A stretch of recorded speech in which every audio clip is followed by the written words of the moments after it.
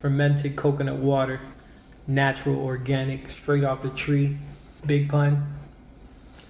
That's my, that's my go-to. But Black Thought is an honorable mention. I don't cook food anymore. Man, we're gonna go arroz con pollo. Even though I don't eat it no more.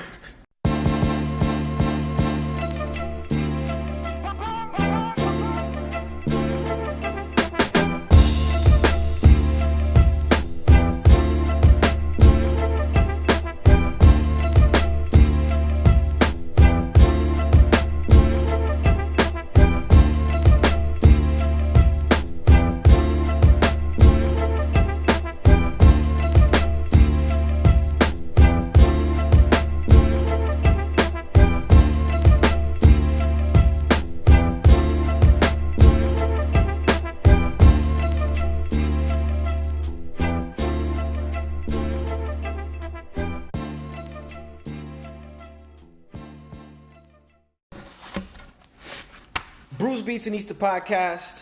We are back at it once again. Record mode. Check the EQ for Dolby. I am your host, Old Head Ed. Thank you for joining us once again. Yeah. And as always, I am joined by a guest. Fabulous, wonderful, special people that take the time, sit down, and talk it up with me. And this time's no different. I got a producer, rapper, singer, songwriter. Tell him. Old homie, going back.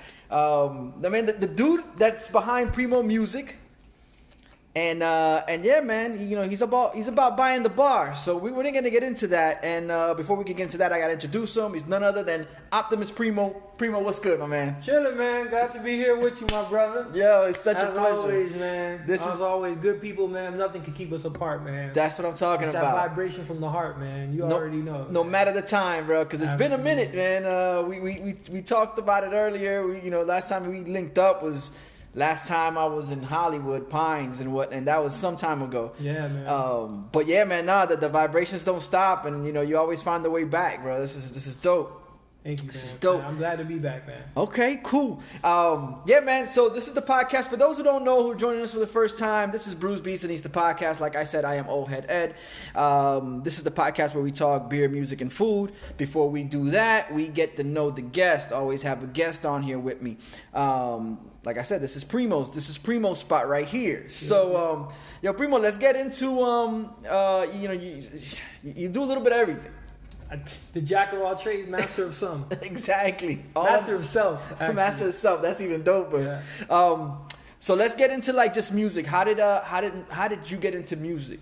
Man, it's funny you asked that question. I think what brought me into music is growing up in a Afro-Cuban home that still preserved its cultural Yoruba roots.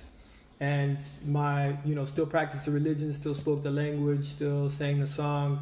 And my uncle, which is, a really well-known ritual bata player, which a bata drum comes from West Africa, in Yoruba land. And since that was part of my upbringing, that was happening at the house when there was, spiritual rituals going on at the crib. I was always immersed in my culture and my music. And then also, the salsa, which is more the thing we do at the parties, but always Africa, which is the nexus for music, was always there. And then later on kicking the b-boying, and I started DJing in college. Then I ran into dough, which that's how we're here today. Yes, Shouts to Infinite Dope. Infinite. He's been Infinite. We know him as Doe, but he goes by Sweet Jesus. Sweet Jesus, yes. All of the above, shouts to you. Yeah. Shout out to him, man. You know what? As a matter of fact, he got so many names. I actually have them saved under my phone. I'm gonna tell you, I got him as Sweet Jesus, aka Infinitus, aka Aldizi, aka Doe, aka Aldizimus, aka the Rapping Rabbi, aka my favorite rapper, man. Well, at least he used to be. Yeah. I don't know no more. I don't know if he's still doing his thing, but I usually hit him up with the Infinito, deja eso, tú eres tremendo fuego. Yeah. But and that's how we came. And I was gonna get into that eventually, but how we met was it was very memorable. Yeah. It was Rock the Bells, and I wanna say it was 06. Yeah, Orion was there with us too. First time I met Orion. Shouts to WDDH, Orion, yo, the homie.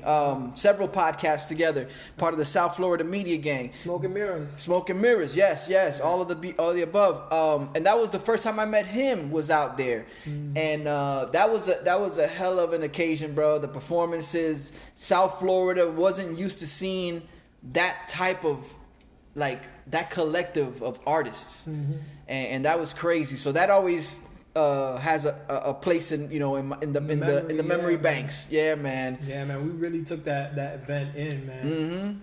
And there was so many things going on. That Wu-Tang came out that year heavy. What's this dude from New York? He's super political. He's super. Oh, Immortal Technique. Went off. That I'll never forget something he said. Oh, I have a feeling. I know what you're gonna say. Write it down. If you write it down, I'll say the same thing you're thinking. Okay. We about to bug out, man. We're talking about 15 years, 20 years. I know exactly what you're saying. And we have the same exact take on what happened, man. But it was the weather was perfect as per usual in Miami, and I think it was the amphitheater over there on Bayfront. So I'm setting the scene. Mommy's Boricua, Caribbean ladies, Jamaicans, Cubans, Puerto Ricans, Black American, White American, man. It was just love. So the scene was just love, man. It was like a Puerto Rican Day Parade minus the cutting and the slashing and the buck 50s and all that shit. But I'll never forget Immortal Technique, in perfect Latino fashion, got up and told them, yo, everybody's talking about, all you Latinos talking about avanzar la raza. You want to avanzar la raza? Read a book. Yeah. And that avanzar in English means to advance, right? Yeah. So, a lot of times people think by marrying into, the dominant race or the dominant ethnic group, even though there's, we're only one race, human race, right? Or well, whichever ones of us are human. Yeah. And so... for those who choose to participate. Yeah, exactly. So... that really much tells you the divisions were created to oppress, to divide and conquer. You know what I mean? Because if we look at it, the 99% on the bottom has way more in common than with amongst each other than we do with the 1% that divides us. You know what I mean? The only thing is that we all aspire to be that 1%. We all want to be Bill Gates. We all want to be Warren Buffett.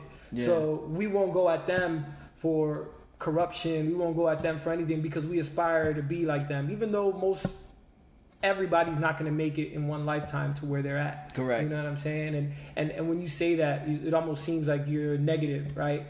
But the reality, the statistics don't lie. Yeah. You know what I mean? Yeah. That's not to say someone can't be a one-off, but the reality is that it's not. That's a handful of people. Yeah. And we're a boatload of people. Meanwhile, we're going at each other just for a piece of a sliver of their pie. Yeah. And we never gonna get it. Where they got it so many times over. Exactly, man. To where the fact that they even tell you, oh, we're giving away our wealth. Give it to us now, bro. Don't wait till you dead. Give it to me right now, bro. Yeah. I remember people was telling me, oh no, because Bill Gates, and you know how you always see that meme. Warren Buffett and Bill Gates next to each other. They don't wear $100 billion, not one Gucci belt in sight. Yeah. Man, y'all need to shut that up. I've heard other podcasts reference that and say, of course, when they're out there in the public view, they're not gonna stunt on you. Damn, I didn't even look at it from that perspective. Yeah, man. And I was like, yo, that makes sense. It's like, why would they walk around stunting? Yeah. It's like if they're trying to appear. Who's got a Shark Tank in his house, man? Yeah, you know what I'm saying? If they're trying to get stuntier than that. No, exactly. If they're trying to appear every day, then they're not gonna do it like that, or they won't let you see it. Yeah. That doesn't mean it doesn't happen. You know what I'm saying? I think we and I'm kind of jumping ahead here, but I think it just through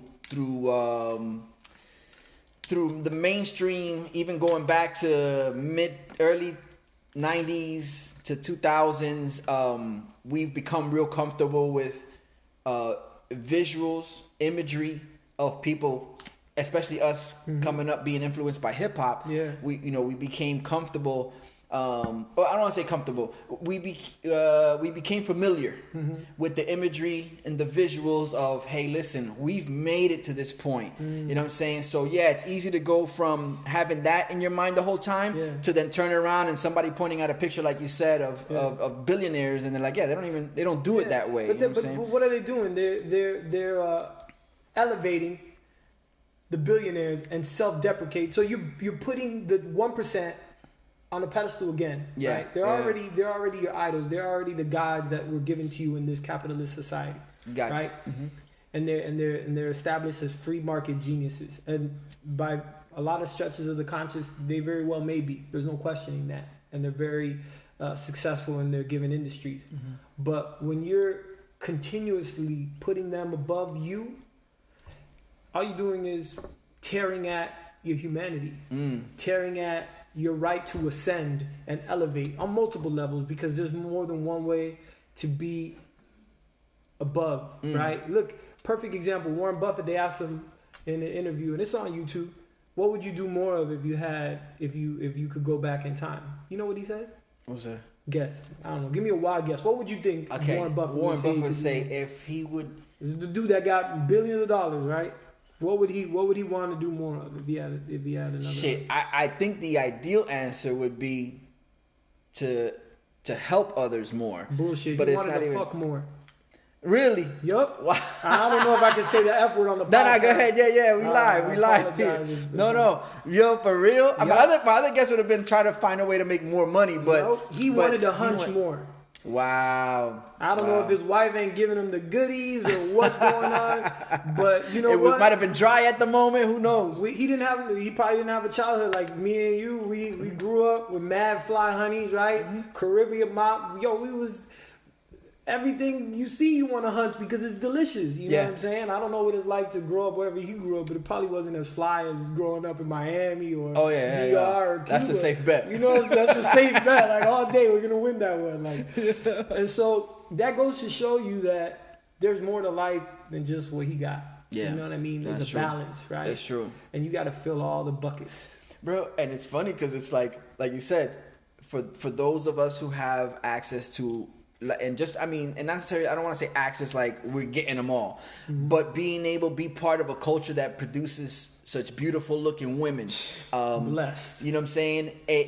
And we have this, and yet this man he's at a point where he wanted to do it more. Yeah. So we're here looking at him like he got it. He's looking at us like we got it. Yep. You know, and that kind of even, in a sense, it evens a playing field. A playing. Exactly. Not all of them, and but there's so a playing many, field. right? He can have all this money, but he can't sit next to a guru and tell him shit. Because he's never ascended through the levels of consciousness, and spirituality. Because he thought he's made it. Yeah. He thought to them there's no reason to go past that. And the reality is that most of that money is numbers on a computer screen these days. Yeah, it's not tangible at all. I worked in a bank, bro. They don't even keep that much money in the bank. Nope. And the money that's in circulation is very limited compared to what's on the books. And that's why I was always like, man, once I learned that, I was like, the day they shut these computers off, bro, all it takes is one solar flare to cook all the satellites. You don't know who got your what. Bank account is a wrap. That's why, you know what? Shout out to my marimbero uncles, my marimbero godfathers, and all my OGs that was doing their thing in the 80s. They knew what time it was. Put it in the mattress, put it in the ceiling, dig it in the backyard. Yeah. Put it wherever you put it on your wife's bra. Put it somewhere, bro. Sock drawer, we can't all put it in the same bank, bro. Nah. Because what happens when you run on the bank? They don't close the door. Like, sorry, we ain't got your money. Yep. And you ain't getting in. And then we're protected. Because then if you try to go in there and force your shit out, yo, you're going to jail. And look, right now with the quarantine, how many people, the banks was closing more than anything. So then they limiting access to your shit. Yeah. But you giving them access to your shit. On a weekly basis, if you were still getting it. And that's us putting them on a pedestal and putting ourselves down again. Yeah. You know what I'm saying? So it goes through everything, bro. Wow. It's a common theme in everything. It's true. All right, so I full disclosure, it wasn't the line. That wasn't the line that I was thinking from Immortal Technique. what I had written down was there was one moment where he was trying to dispel the myth of pelo malo. Oh, but he was dropping knowledge. On the same line. Yes, so he was saying, he's like, yo, I come, a lot of us here are Hispanics, and he was speaking to a Miami crowd. Yeah. And probably, amongst others, a crowd that probably needed to hear it, where it's like, that whole nonsense about don't let our elders tell us, give us that frame of mind that it's like pelo malo, that's not beautiful. Yeah. You know what I'm saying? That you have to do this or that. You know what I'm saying? And then I think shortly after that, Chris Rock came out with a documentary called Hair or some shit, Bad Hair or some shit. I remember that. But knowledge, nonetheless knowledge, and I'm sure it was on that same wavelength. Yeah, of course. Because that's part of the racial colonial legacy that was left by Spaniards in all of the Latin American countries, in Hispaniola.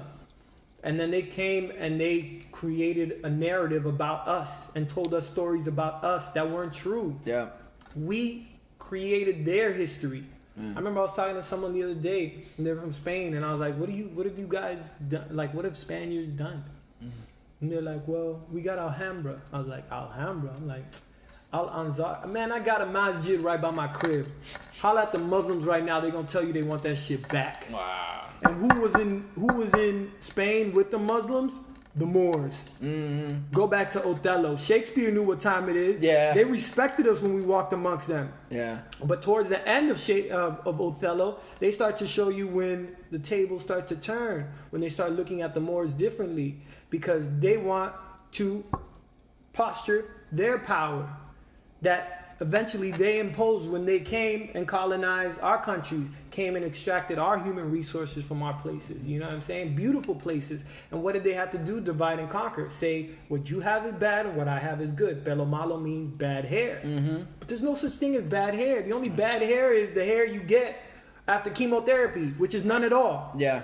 Because they're killing you. And if you're talking negatively about any cell in your body, including your hair, you're killing yourself. Yeah. Because you're telling your body it doesn't have the right to be the way it is, to grow the way it is. You're talking to yourself. And that's why it's so important, positive self-talk, because energetically, your body, all the intelligence, everything is intelligence, right? Energy is intelligence, literally. So you're talking to that intelligence.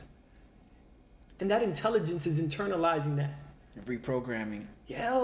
So you got to be careful what you say. And that's why I remember I dumped one of my ex-girlfriends with the quickness. I remember the first time I got to meet her family, and this was a girl I loved.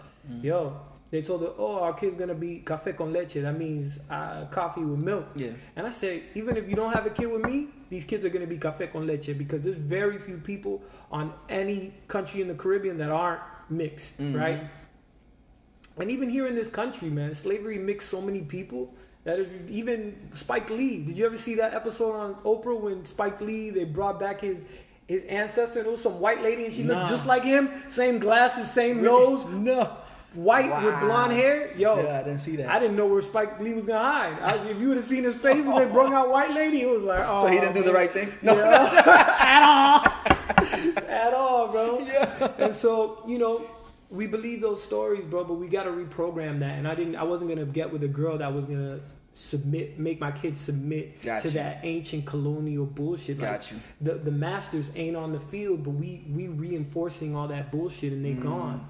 You know what I mean? And that's why a lot of people go at like the whole Brazilian, criminal, kind of cycle, is because the Portuguese were some of the most corrupt, and they left that cycle of chaos and corruption, and then they walked away. So if like right now you come into a game with little kids and you start cheating they're gonna see what you did, and when you walk away, they're gonna play just how you taught them to. You know what I'm saying? And that's not to say that we didn't have ancient kingdoms before them, and we didn't have but we're talking about a whole new breed of people that were brought under the oppression of the realities and the constraints of their living. So you completely made them not be able to speak their language, not be able to practice their religion, and so you completely cut them off from the roots of their tree. And then now you want to bitch about the leaves and the branches not being right? Come on, bro. Yeah, there's no amount of gardening that's going to help that, You got to go back to the roots. Yep. Always. For real. Speaking of, you touched on being positive and having positive influences. Talk to me about Guitars Over Guns, your effect on the children that usually don't have resources, and how we get these resources to them, and how it helps them, I guess, develop. Yeah, they say that old saying, it takes a community to raise it takes a village to raise a child, Yes. right? Shout out to Chad Bernstein, man. He's that's his, he's the mind behind it. And I got brought into it by Doe. Okay. But numerous people, shout out to Miami Beatway, my boy Brendan. He had reached out to me to get into it. Jay Howard as well. They had seen me busking on the corner in Wynwood. Okay. Da Vinci's Da Vinci, yeah, he's in there Yes. too. Shout out Da Vinci. That was the first time I had ever heard of it. Yeah. Last year, February. It was the Dilla weekend, Technique Records did kind of, along with DJ Got Now, shouts to Got Now. They went ahead and put together like a Dilla event, and there was several heads there. I pulled up there, linked up with Orion, my homeboy DJ Tres, shouts to the Architects, and I met a lot of these people, and that week I was kind of scrambling for an episode, so I said, you know what? I'm just going to pull up to this event, and I'm just going to run up on people with my phone and start recording them talk about Dilla. Dope. So I did a real quick, I called it an interlude because it wasn't more than about 18, 20 minutes. And one of the cats that I came across was Da Vinci, and he was the first one that mentioned Guitars Over Guns. Nice. And so you didn't know Da Vinci before? No. Oh, man. I was meeting people for the first time. Him, DJ Proof, DJ Why Not. Yeah, he's a real hip hop cat from Kendall, man. Yeah. I met them through my cousin. APOC was there too, yeah. Shout out my cousin, Magic City Management, Mike. He hooked me up with Brendan and all of them because they all record at Brendan's studio, and Brendan's got a catalog that's ridiculous. You know what I mean? He just did shit with King Tetris recently. Bro. He's done stuff with Rec. Oh, okay. He does what's his name? M1 or Stickman? Stickman. Yeah.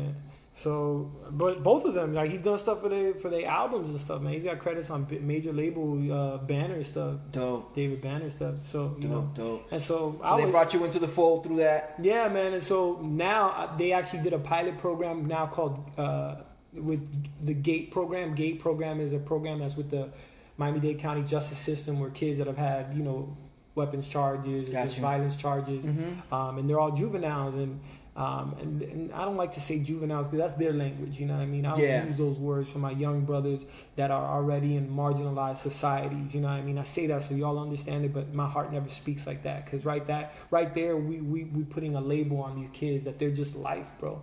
They're life. But now the game that we're teaching them in this society is one of corruption and sickness. And what's Hollywood teaching them? Pick up a gun.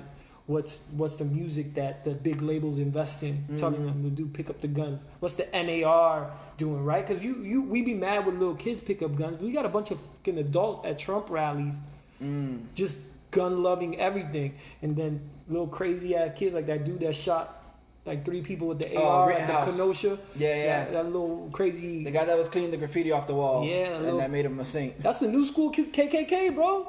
They just don't gotta wear the hood anymore, but that's what it is. You know what I mean? And you saw the cops pull up. Hey, man, thank you for being out here, bro. And they're like, yeah, because they rock with each other. You know what I'm saying?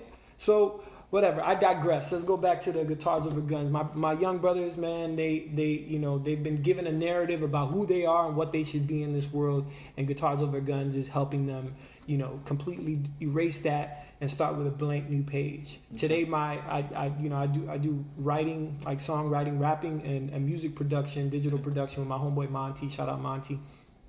And today my songwriting exercise was. You got to write from the perspective of someone else. And then we split it up into groups. They chose Mayweather.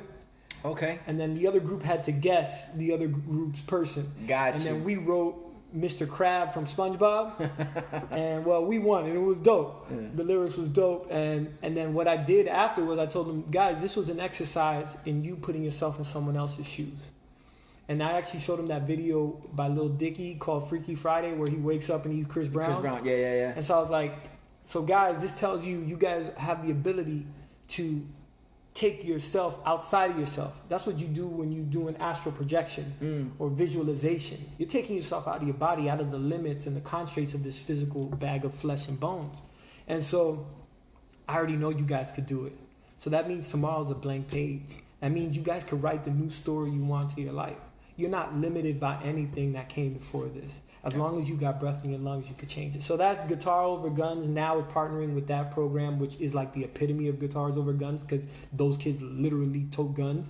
Yeah. And you know, they've been living in environments that require them. You know what I mean? Because a lot of times people think people pick up a gun for fun. Like, nah, bro. People pick up guns a lot of times because other people got guns, right? Yeah. And that's pretty much what the NAR wants. Buy a gun because everyone else has got one, right? Yeah. But if nobody has one, we don't need one. But then at the same time, we've got a military, so yeah, we do need one. And that's why they wrote it into the Constitution. Yeah. You know what I mean? But at the end of the day, you know what I mean? That's what these kids see and that's what the kids do. You know, it's, you know, before a certain age, you do what you see, bro. Yeah. We're products of our environment. It's true. You know what I mean? Until we create another environment. Especially at such a young age where all they do is soak in. Like it's they're so absorbent because I mean, bro, how many miles they have on their brain at that point? They got no mileage on their brain. All they got is room. Yep. Then it's a matter of, like you said, presenting them what they should fill it up with, as opposed to what they shouldn't. And right when you was telling me the story about astral projecting, or the part of the when you were discussing astral projection and the fact that you could be someone else, that's such dope, because I knew where you were going with it. Yeah, where it's like, yo, you don't have to be you. You don't have to be that. There's no forcing you. You could be whatever you want to be. And it came through. You grew up on Quantum Leap, right? Yeah. We had that on TV. Scott Bakula, exactly. You know what I'm saying? Like, we had that. These kids don't have that. Yeah. These kids got Call of Duty and Real Housewives of Atlanta and the Kim Kardashians and, bro, all this other stuff, bro. Yeah. We had stuff that was like, bro, we look back at it. You had to think about what was going on. Like, yo, wait a minute. Yeah. I think the writer's strike years ago was that's what pushed reality TV to another stratosphere, because when they realized that when Hollywood didn't want to pay the writers, and then like, yo, we don't need writers, we just need someone to film, you know, what's the Osbournes or, you know, whoever, and go back to the whole, you know, build on that whole real world model from MTV. That don't cost us nothing. We don't have to pay nobody to write. We just have cameras running around the place. We just jump on whatever's hot. That's all they do now. They don't have to like do shoot pilots. No. So there's nobody sitting there actually come up with the creative. Now, granted, I think we're 20 years into that movement, right? Mm-hmm. And so now you get these shows like Blackish and all these other shows where people are trying to come back, because people want, you know, sitcom feel. Yeah. I know my sister says that I don't watch different content series, but people are series is almost like a trendy thing. It's like record players. Like, now people want record players in their Everybody's house. Buying vinyl now. It's like, bro, that's been out forever. Like, what are you talking about? Like, they talk about it like it's a new thing. Yeah. It's like, no, you're a hipster and you're making it a new thing, but it's a very old thing. You know what I'm saying? It's been in existence for sure. So yeah, nah, man, Guitar Over Guns is bro. It's not even just about changing those kids. That stuff, bro, does so much for me. On an awareness level, okay. Because I don't have kids. I'm a single dude. You know what I'm saying? And that's not to say I'm not good with kids. I got nieces and nephews. You know what I mean? But the magic that comes with having to be in your adult mind, but then project in a way that's most efficient to transmit the energy that young seed or that young mind needs to have a better chance than you did. You know what I mean? To hear something that you probably should have heard, but someone didn't tell you, but you realized throughout your life. You know what I mean? And that's something that, bro, it fills me up every time I do it, bro. It gives me a high, bro. Like, honestly, man, I don't have to smoke weed, bro. I get high off of seeing the potential and sparking the minds and challenging them. You know what I mean? Because a lot of times... And them rising to the challenge and then be like, yo, I knew it. Yeah, bro. I knew it. And they surprise themselves. But what happens is that there's a lack of adults willing to challenge them. Everybody's willing to write them off because that's easy. But not everybody's willing to like enlist them, bring them in. And yeah, man, it's amazing. Dope. That's beautiful, bro. That's beautiful. Primo Music. It was for a while it was Transformer. Now it's Primo. No, man. It's still Transformer. Still TFMG. Dope. Transform your music. Transform your mind. Yeah. The battle against Decepticons never ends, so I stay on my grind. You know? Yeah. Hey, no beef with the Decepticons from Brooklyn. We got Decepticons. Oh, shit, you know we just saying. We just saying. Bring up old gang beats. Yeah, I know. Hey, listen.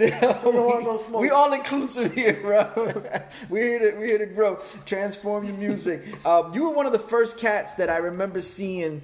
That was pretty active. You had the. What I mean, you jumped on the Google thing quick. Like you saw that, so you jumped. The first track I remember hearing from you was "Google Me." Yeah, Google and that was wild. And I was like, yo, that shit is like it's genius in a sense because it's like this is something that everybody does. It was that time frame where like, yo, did you Google them? Yeah. Did you Google? Oh, we could Google so and so, and it was just first coming up, and you put it into the song, bro. I remember, and then you had the campaign for it. I remember that you had the pictures, the website. That shit was all dope, man. Thank you, man. Yeah, man. That was great. Man, shoot, Google still. Now, what are they doing? They're building a supercomputer. They keep growing exponentially, man. Yeah. And I feel like my writing has gone off exponentially. You know what I mean? But my creativity is just that exercise of flexing that muscle and coming up with something that triggers a happy memory. Like right now, you bring it up and you smiling about it. You know what I'm saying? Like that's what it's about to me. You know what I mean? I think being young and sometimes having the time but not the money, and then when I have the money I don't have the time, that artist balance a lot of times didn't take me and propel me to, you know what I mean, go and promote it properly, because the ideas were there and never once did anybody tell me, yo, that's trash. I never ever heard that. Like and I welcome that kind of energy, because you know I'm so in touch but out of touch with my craft. Like I practice non-attachment like the Buddhists, you know what I mean? Like this comes through me, it's not of me. Yeah. You know what I mean? Just like you don't expect for it. Yeah, you're not gonna try to find a way to lock it in. Exactly, like a parent. You know what I mean? A lot of times the best parents are the ones that realize like these kids come through me, but they're not me.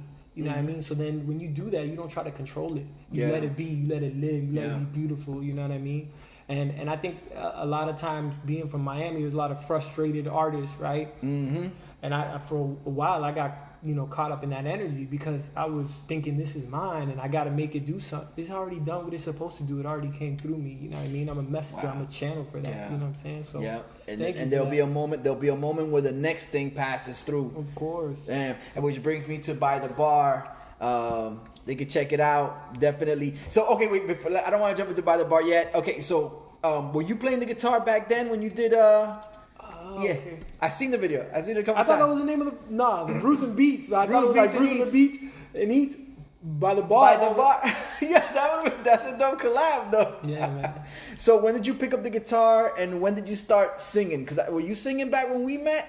Heck no. Okay. Every time I tell them I do music, people be like, oh, so what, you sing? They never think I'm a rapper, right? I don't know, bro. It's just, it's the blessing. So you figure you'd add that to the repertoire, course, bro. Huh? You know what happens is it comes down to listening. The universe is talking to you through people all day, every day. Yeah. And I was a young, hard-headed kid. Yeah. Big-headed and hard-headed, bro. And I wasn't listening, bro. You know what I'm saying? But I started to listen. And I started to allow that to speak to me. Because, you know what I mean? It was speaking to me. Now I let it speak through me. So, man. I recently picked up the guitar in, like, the last 4 years. And I started singing with the rapping, mixing with the funk, because I grew up b-boying, which, that's my soul, that makes me smile, that makes me dance, and mixing that with the hip hop. So it's like, that's me, that's my sound, that's my nook and cranny. But now don't get it twisted. I be on that Spanish shit, I be on that alternative rock shit, I be on that real hardcore rap shit, I be on that conscious shit. Like, I'm like the Mystique of hip hop, bro. Yeah. Don't reference. Because I'm an empath. You know what I mean? So I can sit with somebody and if you hurting somewhere, I could feel it. Like literally in my body, physically, I'll feel it. And similarly, I get in the studio with like a Doe, right? And me and Doe will go off, and Doe doesn't even realize it, but I'm in his energy. Yeah. Now, granted, I'm always gonna do it the way I do it because it's just me. But I channel that. That's why me and Doe always have some magical songs together, because he's always in his sauce. And then it taps me deeper into my sauce, and then it makes me feel like I feel like I'm on the track with Biggie, because literally he was, I started rapping. Like I always did b-boying and DJing, but when my sister brought Doe to the crib and he played me songs, I was like, I want to make beats for this guy. And that's what made me make beats. And then, Doe never shows up to the studio. So I was like, all right, fuck it. I'm going to use those beats. And I'm going to start writing. Yeah. And I was always a writer because I was always writing spiritual things, psalms, parables, thoughts, short stories. Yeah. As a kid, like 13, 14. But then I started switching into writing raps.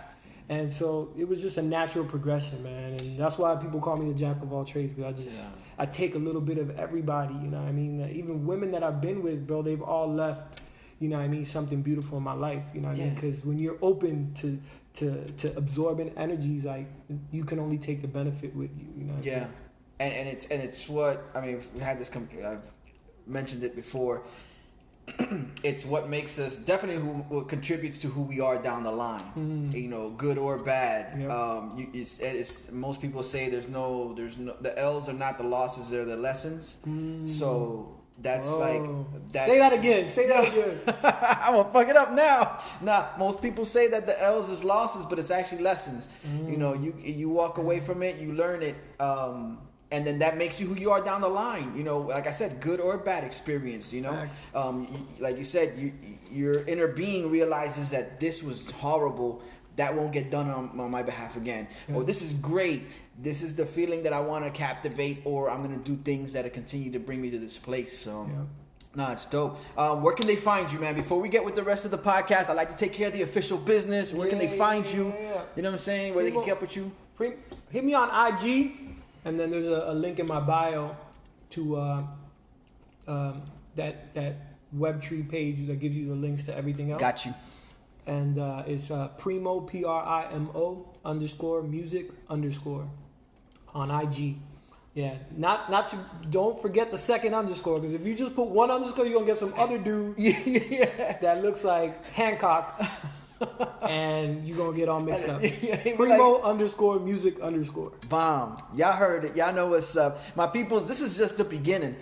We still got to get through these brews. We still got to talk beats, and we still got to talk eats. So y'all know what it is. Old Head Ed, Primo's in the house, Brews, Beats, and Eats. Big beer, little beer, big beer, little beer, big beer, little beer. Beer, beer, beer, beer, beer. Big beer, little beer, big beer, little beer, big beer, little beer. Beer, beer, beer, beer, beer. Brews, Beats, and Eats, the podcast. And yes, we have reached the brews portion. This is the portion where I provide 4 beers for my guests to sample. They'll try it out. They'll give me their thoughts. And then by the time it's all said and done, we'll ask them to give us a real quick 1 through 4. There's no sponsors here, so I always appreciate the real to real. Let me know how you feel for sure. Primo, I know you said you're not a beer drinker. You're not a drinker. I haven't had an alcoholic beverage since February when I switched over to fruitarian.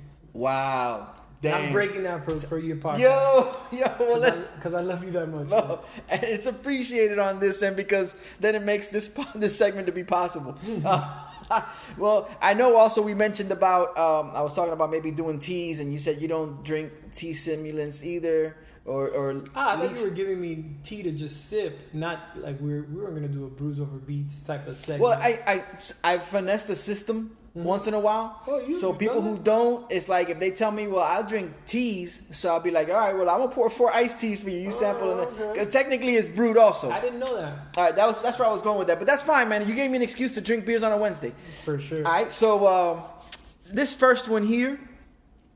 So, yeah, you know what I'm saying? What I do is I give a couple stats. For those who don't know, I give a couple stats while the guest tries the beer. And then he gives me their thoughts.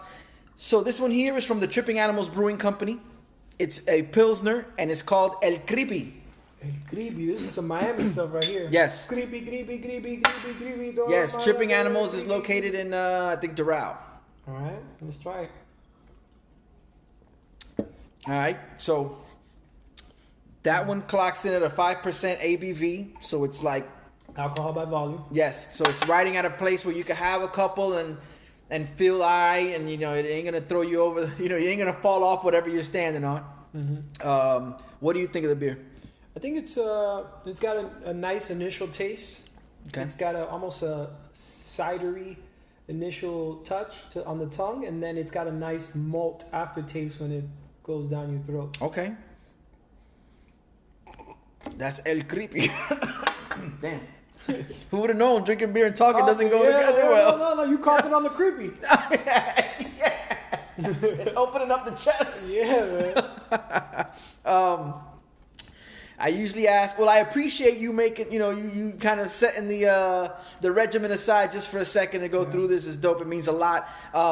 But at this point is when I usually ask my guests about their earliest beer memory, or what I like to call hashtag EBM. EBM. Yeah. Earliest you know what I'm beer saying? memory. Yes. So, remember your earliest beer memory?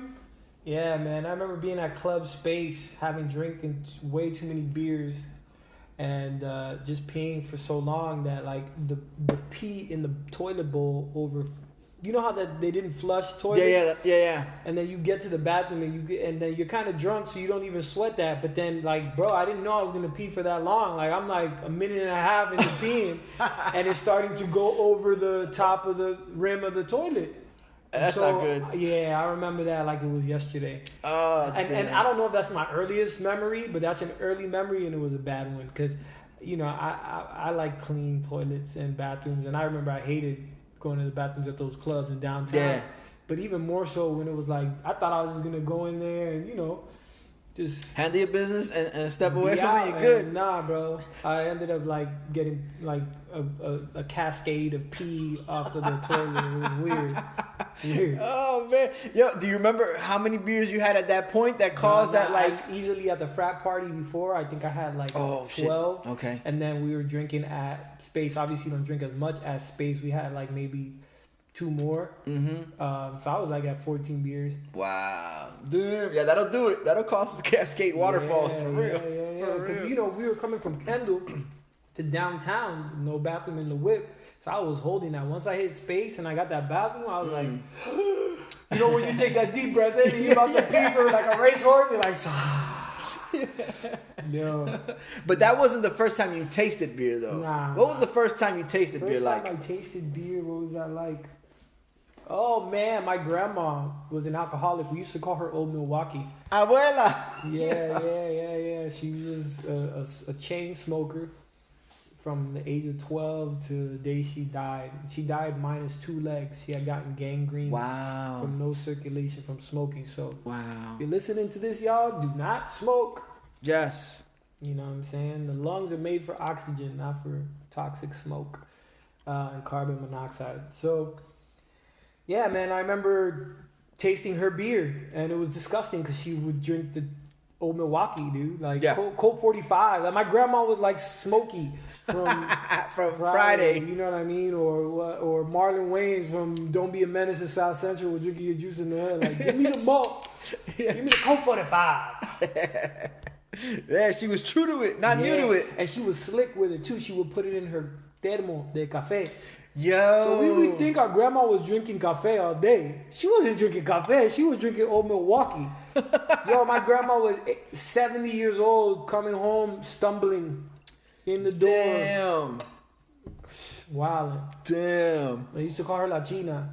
To her day and die, she was a party girl, bro. Really, bro. She lived the full life. Yeah, I don't know, man. It's vice. I'm saying as far as time wise, like I'm sure how old was she? No, she was Chinese. She had Chinese genes, bro. Yeah. The only thing that went, she never had lung cancer, nothing, throat cancer, none of that. Yo, it was her feet with the circulation, the gangrene on her toes. Wow. I remember she described it to me. She's like, it feels like somebody put my feet in an oven. Wow. Yo. But I remember I had asked her to see if she'd have her day of reckoning. And I go, Abuela, ahora si yo te digo que voy a empezar a fumar. Grandma, if I tell you I'm going to start smoking, what would you tell me?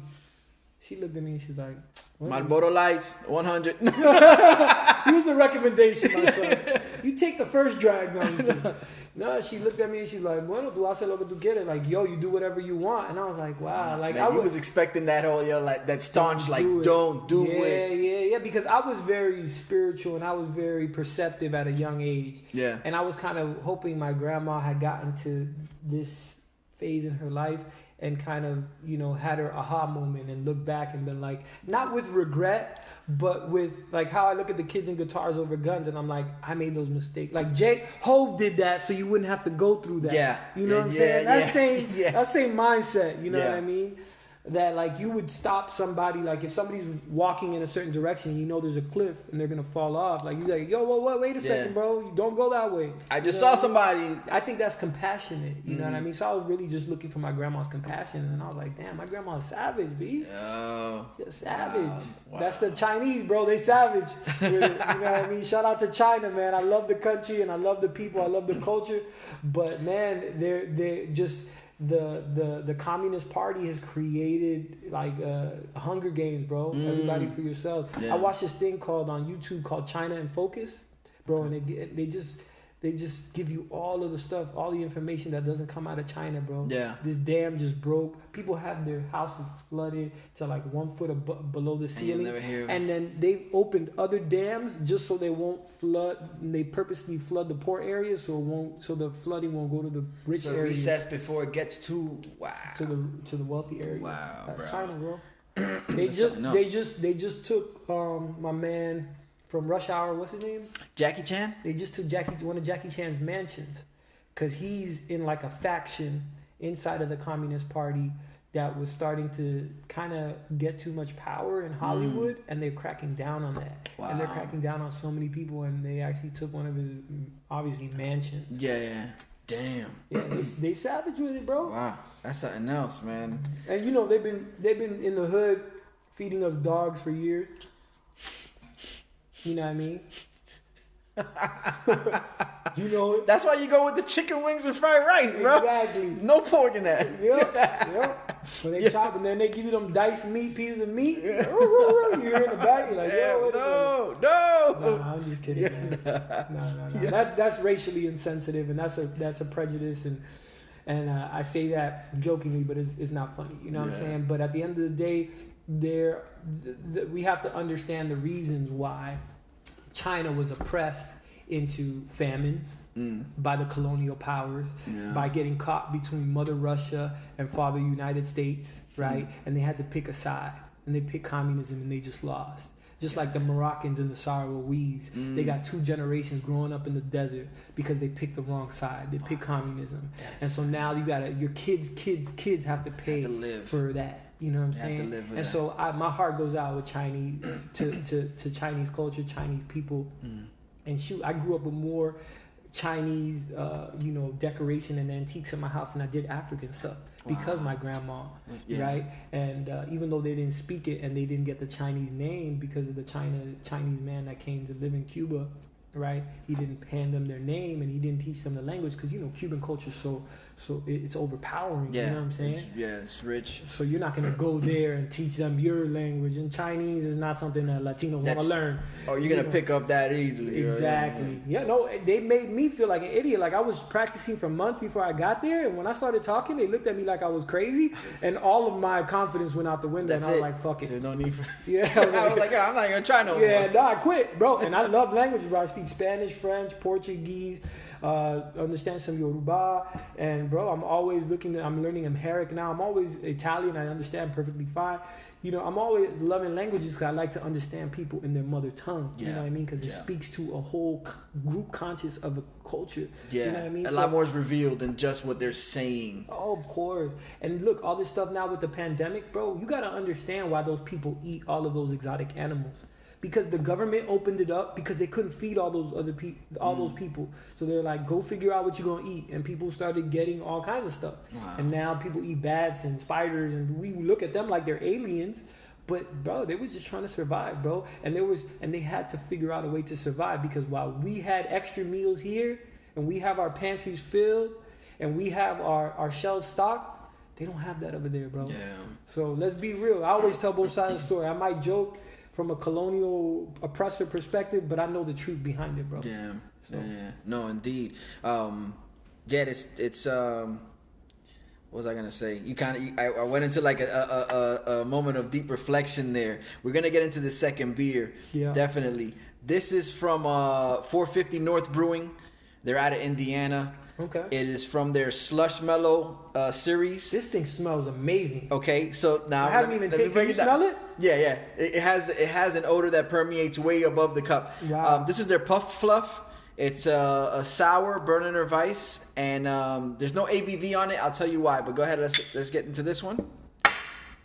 Let's get into this one. So the story behind while you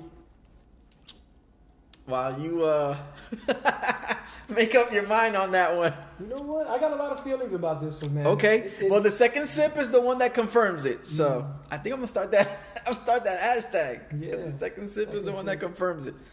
The reason why they don't put the ABV on it is because there was a moment there where they were putting ABV on the cans. Someone went ahead and did a test to see what the actual ABV was, and it wasn't what they said it was. Wow. So they ended up not putting it on the labels. What they do is they're supposed to be getting back into a place eventually when they could label them, but it's actually made the beer that more sought out or sought after. Yeah, because now there's a mystique to it. There's a mysterious aspect to it, and there's some shadiness to it. You know, everybody likes shadiness. It's like, oh, this is some like Grand Theft Auto, Vice City. Bro, how often can you get to tell somebody that you sharing beers with, be like, yo, this don't even have an ABV on it, so we don't even know where it's at. You know what I'm saying? Yeah, but it could be anywhere low, it could be anywhere high. What'd you think of the beer? Man, so can I give you the whole rundown, or just you want me the short answer? No, give me the whole rundown. All right, so man, that the smell of it's like a cotton candy, citrus hits your nose, but it hits your nose like a cloud. It doesn't hit your nose like you're breathing it in. You feel it like an aroma that's around your head. Okay. I don't know how they did that. I've never smelled anything like that. No, seriously. No, I believe you. I believe you. And then when you drink it, initially,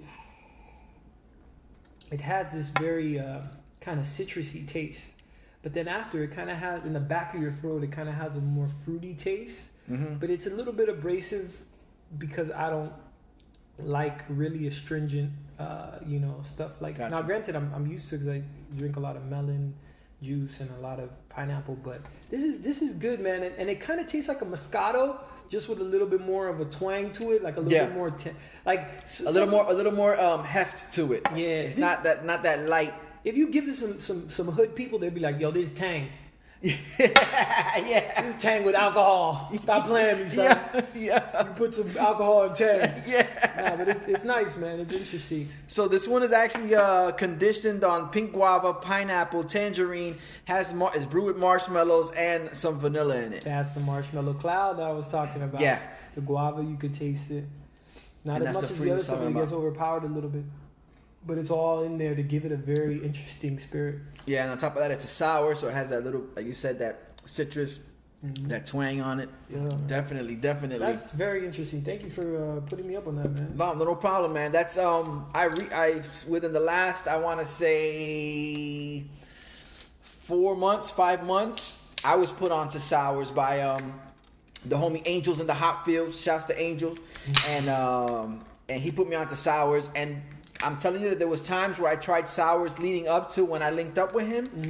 Very few times, and the reason there were few was because everything I tried, I was like, I'm like, yo, this is horrible. Like, what is this? I can't drink this. And it's all a matter of finding the right sour. Because when he put me onto one, and I was like, yeah, no, this is good. It has a, like you said, it has a very refreshing quality, something where it doesn't overpower a meal. And I'm like, oh, this is good. So you drink your brews with food? At times, sometimes you have a beer. Well, you know what? And I don't, because I now that I think about it, I usually don't. Now, granted, beer will make foods taste better. Yes, it'll open up certain aspects of food, flavors, and whatnot. Yeah. I don't do that as much. I think, if we're barbecuing something, I'm drinking beers leading up to it. But by the time I sit down to have my meal, I really don't get involved with the actual drink at that moment. I'll eat something and then I'll go right back to drinking. Okay. You know what I'm saying? Yeah. But that actual like drinking and eating simultaneously doesn't happen that often. Okay. Doesn't happen that often. Yeah, no, I'm on the Chinese people, they don't do that much either. They do their drinks after their food, and so I've conditioned my body to. Well, actually, I do the intermittent fasting for 16 hours dry. So my body doesn't ask, and since all of the fruits have so many liquids, I'm not really asking for liquids all day. But it's better not to have your because what happens is the stomach acids. You're already diluting the food, and then the stomach acids can't do what they need to do to break down your food and take the nutritious value to where it needs to be effectively. You know what I mean? So it's better not to mix your food with drink. Got you. Well, speaking of drink, Hank. we're going to get into this third drink. All right. Here. This one's here. That one's there. And this one here is from J. Wakefield Brewing out of Wynwood. Okay. It is their Whip It Good. Well, you shouldn't have told me that. Now I'm biased, man. That's home team. That might have a spot in number 1 in the ranking, huh? Right. Yeah. But, so this is their, it's a wild ale. Clocks in at a 6%. And, it's another fruited sour. Some tamarind. Dope. It's another fruited sour. And, yeah, man, pineapple, vanilla. It's going to be very relative to the last one we had, but I have a feeling it's going to be a different experience.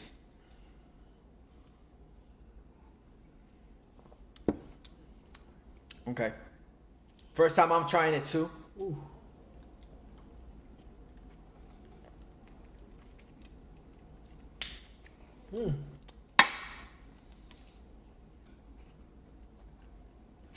This is interesting. This is really interesting, man. This is really interesting. Let me give it. It reminds me of Christmas. I'm feeling like sidra. Okay. It's giving me that sidra feel, that cider feel, Yeah. that apple cider feel. You know what I mean? This reminded me when my parents told me I couldn't drink alcohol, and then they handed me a cup that looked like alcohol, and I'm like, y'all playing me, man. This is cider. And so this has that cider feel, but when it goes down, it like there's something about the taste that like shoots down your throat, right? Yeah. I'm liking the front end, like the beer. flavors that come up top. Yeah. And it has a little bit of the sweetness And the citrus. and then but it does, by the time it plays out and you're done with it, Yeah. it takes a whole other life. Like it's Yeah, it has like a fermented taste to it because of the cider part of it. Yeah. probably. Yeah. Probably. You're not drinking nowadays. I typically ask my guests at this point, what are you drinking nowadays? But you're not drinking. Drinking but coconut water. coconut water. All day, every day. Let's get on that coconut water. Yeah, man. Well, I mean, I can't ask you what brought you to coconut water because us being No, I'll tell you what brings me a coconut water. But at the same time, go ahead. us being from Hispaniola, the islands, yo, it's just That's the so tree of life. It's so preeminent. You Yeah. know what I'm saying? So, but what brought you to the point where you're like, yo, I'm gonna ride out with coconut water? Yeah, man, because I know like my liver. I've always felt like this pain in this area, so I wanted to flush my liver, detox my liver, and also get my kidneys. So I did the Dr. Morse detox, right? And granted, the first 7 days were like basic training, hell night or something. And but once I got to that 30-day mark, I was like, man, I'm bottling my piss, so I'm able to see the mucus in my urine, and I'm just like, man, like this is finally, because when your kidneys aren't filtering properly, they look like a regular pale ale, like a beer. But when you start to see it like this, that's when your kidneys are filtering. This is what and I'm showing you a beer that looks cloudy and then one that looks more clear. Yeah. And so when your piss looks like that, like it's like, wait a second, my kidneys aren't filtering. So I got my kidneys filtering drinking coconut water, right? Because coconut water is amazing for the kidneys, and also got my liver, cleansed out. And so, How long did you do this before? I mean, how long did you do that? Like the initial cleansing? The initial cleansing was 30 days, but then after I was like, man, I could do this. At the 6-day mark, I almost like had a breakdown, mental breakdown. But I called a friend of mine, and she was like, no, listen, thug it out, and I did it, and I've never looked back, and it changed my body. I've never weighed this weight. I always calculated online what I was supposed to weigh, and I never understood, how am I going to get down to 150? Like there was nothing ever anyone could do or I could do for me to get down to 150. Even when my sister was training me, she's a personal trainer. Shout out to that girl MC. That girl MC. Yeah, I seen you post. Yeah, shouts to the young queen, man, for sure. Yeah, at that girl MC on IG. Yeah, cool. And she's whatever. She trained me before I went to China, but I ended up bulking up. You know what I mean? Okay. I was like 215 diesel. And I caught some virus and lost all that weight, but I went back to 190, 180, which is what I always weighed since middle school. Yeah. And now I'm down to 150 because I got rid of all that mucus and all that backed up toxicity in my body. And now I don't have the ups and downs, peaks and valleys throughout the day. So that's what brought me to coconut water, bro. And I never, now it's a staple on my day to day because the amount of, because it's got iron, magnesium, all this good stuff that we need, right? And it's literally what people use IVs full of coconut water, right? When they can't get the saline solution that's in IV. Okay, I see. I didn't know that. They use coconut water. Wow. Because it's like blood, right? Yeah. So then you're already drinking what your body needs naturally. It goes so much farther than water because water is contaminated. Obviously, tap water, even if you filter it, right? There's still certain things. That's gonna get by it. And then when you get, and if you do filter everything, then what good is it to drink water that has no minerals? Yeah. Right. So I mean, it's just for the purpose of hydrating, but that's it. There's no other. But what hydrates you the most is the minerals because your body, that's what it pulls. Got you. And that's what it needs. And so the coconut has all the minerals that you need. Nice. And so naturally, like your body feels revitalized by that. That's why they call it Vita Coco because you feel vitalized by it. But when you get it from the tree, there's nothing like it. Yeah. Yeah. Dope. Let's get down to this last beer right here. Yeah. Yo, shouts to Beer 05, my man Hernan. He provided the first 3 beers. Yo, check him out at Beer O, just the letter O, and then 5. It's kind of like 305. And he provided me with the first 3 beers. This 4th beer came to us through the homie Us vs. the Buff. He was the last guest I had on the podcast. Shout out to him. He hit up Spanish Marie, which is another brewery down by where he stays at. I don't want to say Westchester, but it's down there. This one we're gonna notice the difference. We're taking leaps. We're taking leaps here because this one's actually gonna be nice. When I was down in Argentina, man, I was drinking a lot of these dark beers. Okay, this is a stout. It's called Black is Beautiful. I already love it. Yeah, I already love it. Now I'm biased, bro. This is the best beer. That's it. Shut down the podcast. That's it. Yo, it's a wrap. Let's get into music. Forget it. So this is Black is Beautiful. We're gonna dedicate this one to the BLM, man. Yeah, let's do that. And the fact that you say that, a lot of breweries partook when we started most recently dealing with what's going on now. A lot of the breweries decided to unite and all come out with their own version of Black is Beautiful. What? So several breweries now. They're mostly stouts, but they did their own version. Nice. So you can find a Black is Beautiful at most breweries. Yeah. They all participated. They all got involved. And what's that ABV? 10. Bro, black is power. Power. Well, you know what I'm saying? When you get into like the Imperial Stouts, it gets heavy. Yeah. But that's a 10 right there. So let's give this one. I've never tried it before. Salud. Boy, what's this shit?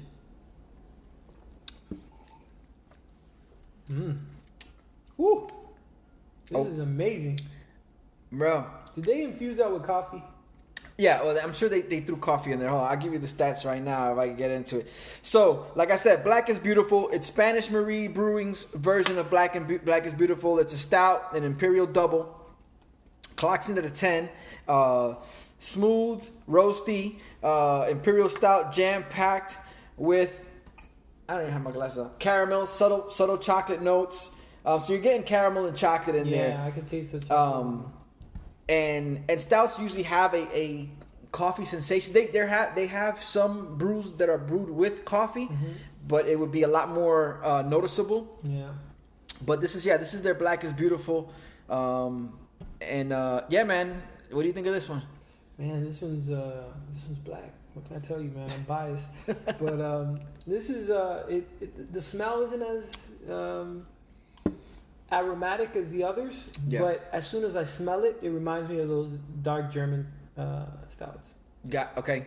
Yeah. And so that's a good memory for me because I always like those and they're always stronger. And I always feel like I got to drink less of those to get the buzz. Got you. And so like I drink this and it's like I know where I'm going. There you go. And I'm gonna get there. You're familiar with the location, so you don't need Google Maps. Exactly. Yo, I know I'm my gonna way get there there fast. and then it reminds me of when they gave me Cuban coffee as a kid, man. It kind of has that Cuban coffee, it look, feel, and taste. Yeah. So it's the consistency has and I'm not a big coffee drinker. We're gonna have to rename this to the Black Cuban. This is the Black Cuban. This is the Black is Beautiful, but it's also AKA the Black Cuban right here, man. Shout out to who's this? Spanish Marie. Spanish Marie, man. Brewing. Yes, sir. Yes, sir. Nice. Now, This is an art, man. This is art. yeah, you're not lying. This is an art. This is for real. This is. I'm not first time tasting it as well, and I don't always go to a stout. Just because of, like you said, it has the heaviness, it has like a hardiness to it. You feel it right to your liver. Yeah. I feel it like right now. It just went straight to my liver. Yeah, it found its home right away. And sometimes it's not something that you drink a bunch of. It's kind of like, late at night, you know what I'm saying? You're settling in. You just had a nice meal. You just want a little something. Just a little something. You go with a stout because you're not planning on sitting there and banging can after can of stout or a bottle after bottle of Guinness or whatever. Yep. And it fits. But this one to me, it seems even a little lighter than your typical stout. Because if I think to Guinness. No, because of the aftertaste and the infused taste, it takes off the edge, but it has the initial presence of it. No, indeed. I'm not a drinker, man, but I'm an artist. And I can appreciate the art that goes into this. That goes into it, definitely. So shout out to them. All right, well, one last thing before we get out of this segment, real quick, 1 through 4. Which one impressed you the most? Which one? I think you least like? tied for first place would be the blackest Cuban. I mean, black is beautiful, along with. That one is the slush mellow. The slush mellow. The puff fluff bomb. So, there's no losers here tonight. No. So tied for first is slush mellow and black is beautiful. And then tied for second is whip it good and El Creepy. And the Crippy. You know what I mean? Bomb. So everybody's a winner today on Brews Over Beats and Eats because they really came with it. Dope, man. We did what we came to do. Yeah. So let's wrap this segment up, and we'll see you guys on the beats section. All right. Rockin' beats, rockin' beats. BrewsBeats&Eats, the podcast, and we have reached the beats portion, the beats segment. Live and direct. Yeah. Yo, what up? So yeah, man, we still got Primo in the house with us. Shouts to Solar System Studios. Yeah. We doing the thing here.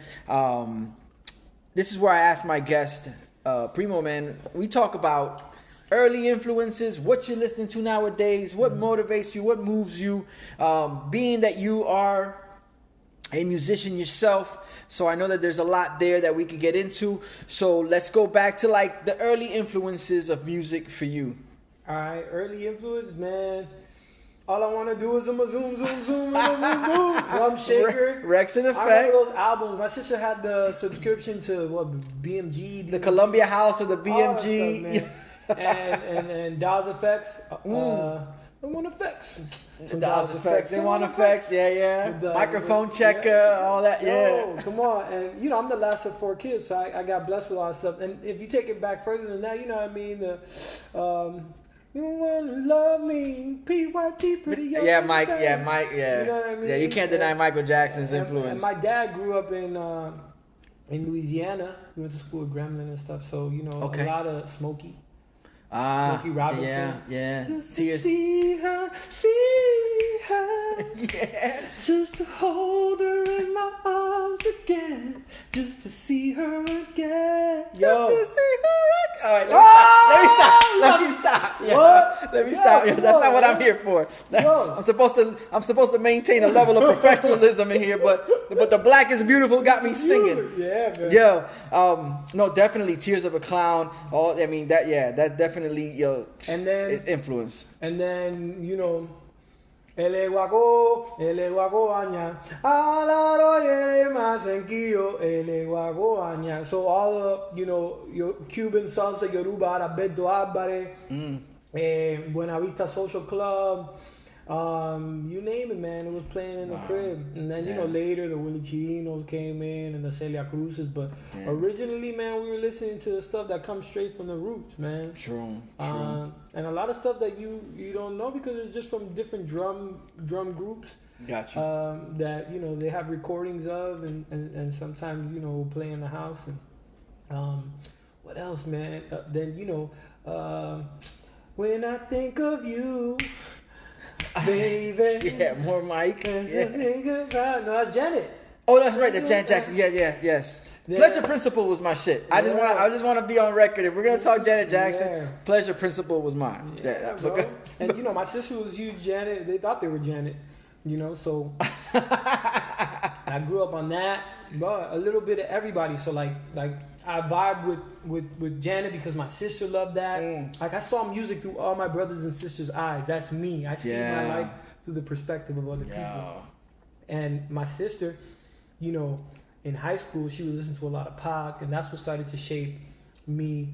The Aaliyah, 1 in a Million. My love is 1 in a million. It goes on and on. Yeah, man. All And right. that's like my early, 11, 12.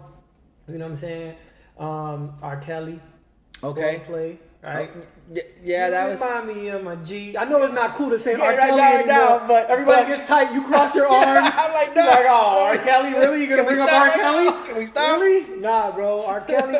You know what? What people do professionally and in their personal life are two very different That's an excellent things. point. And let's talk about what society does to enable these people. You know what I'm saying? Yeah. We don't protect our kids enough. Yeah. You know what? And every time people get worked about R. Kelly, I say, well, the Vatican's right there, and they're housing hundreds upon hundreds of pedophiles that they've been just transferring for decades, centuries.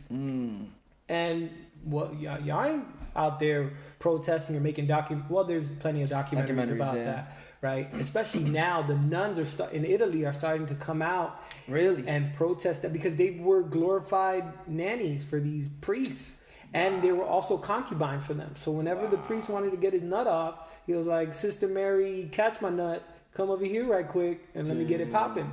And that's ritual abuse, bro. Yeah. Just like the ritual abuse, everybody's talking about all these pedophilia camps and all that stuff that was happening with the pop. You know what I mean? This is like, come on, bro. We're going to get tight about R. Kelly. We're going to make R. Kelly the scapegoat for shit that's been going on forever. And when you got the Mormons and all them other groups, marrying little teenage girls, and then y'all do reality shows about that, but y'all... you can't argue that, you know what I'm saying? So it's like, and R. Kelly, he's a scumbag, so he gets these girls right when they...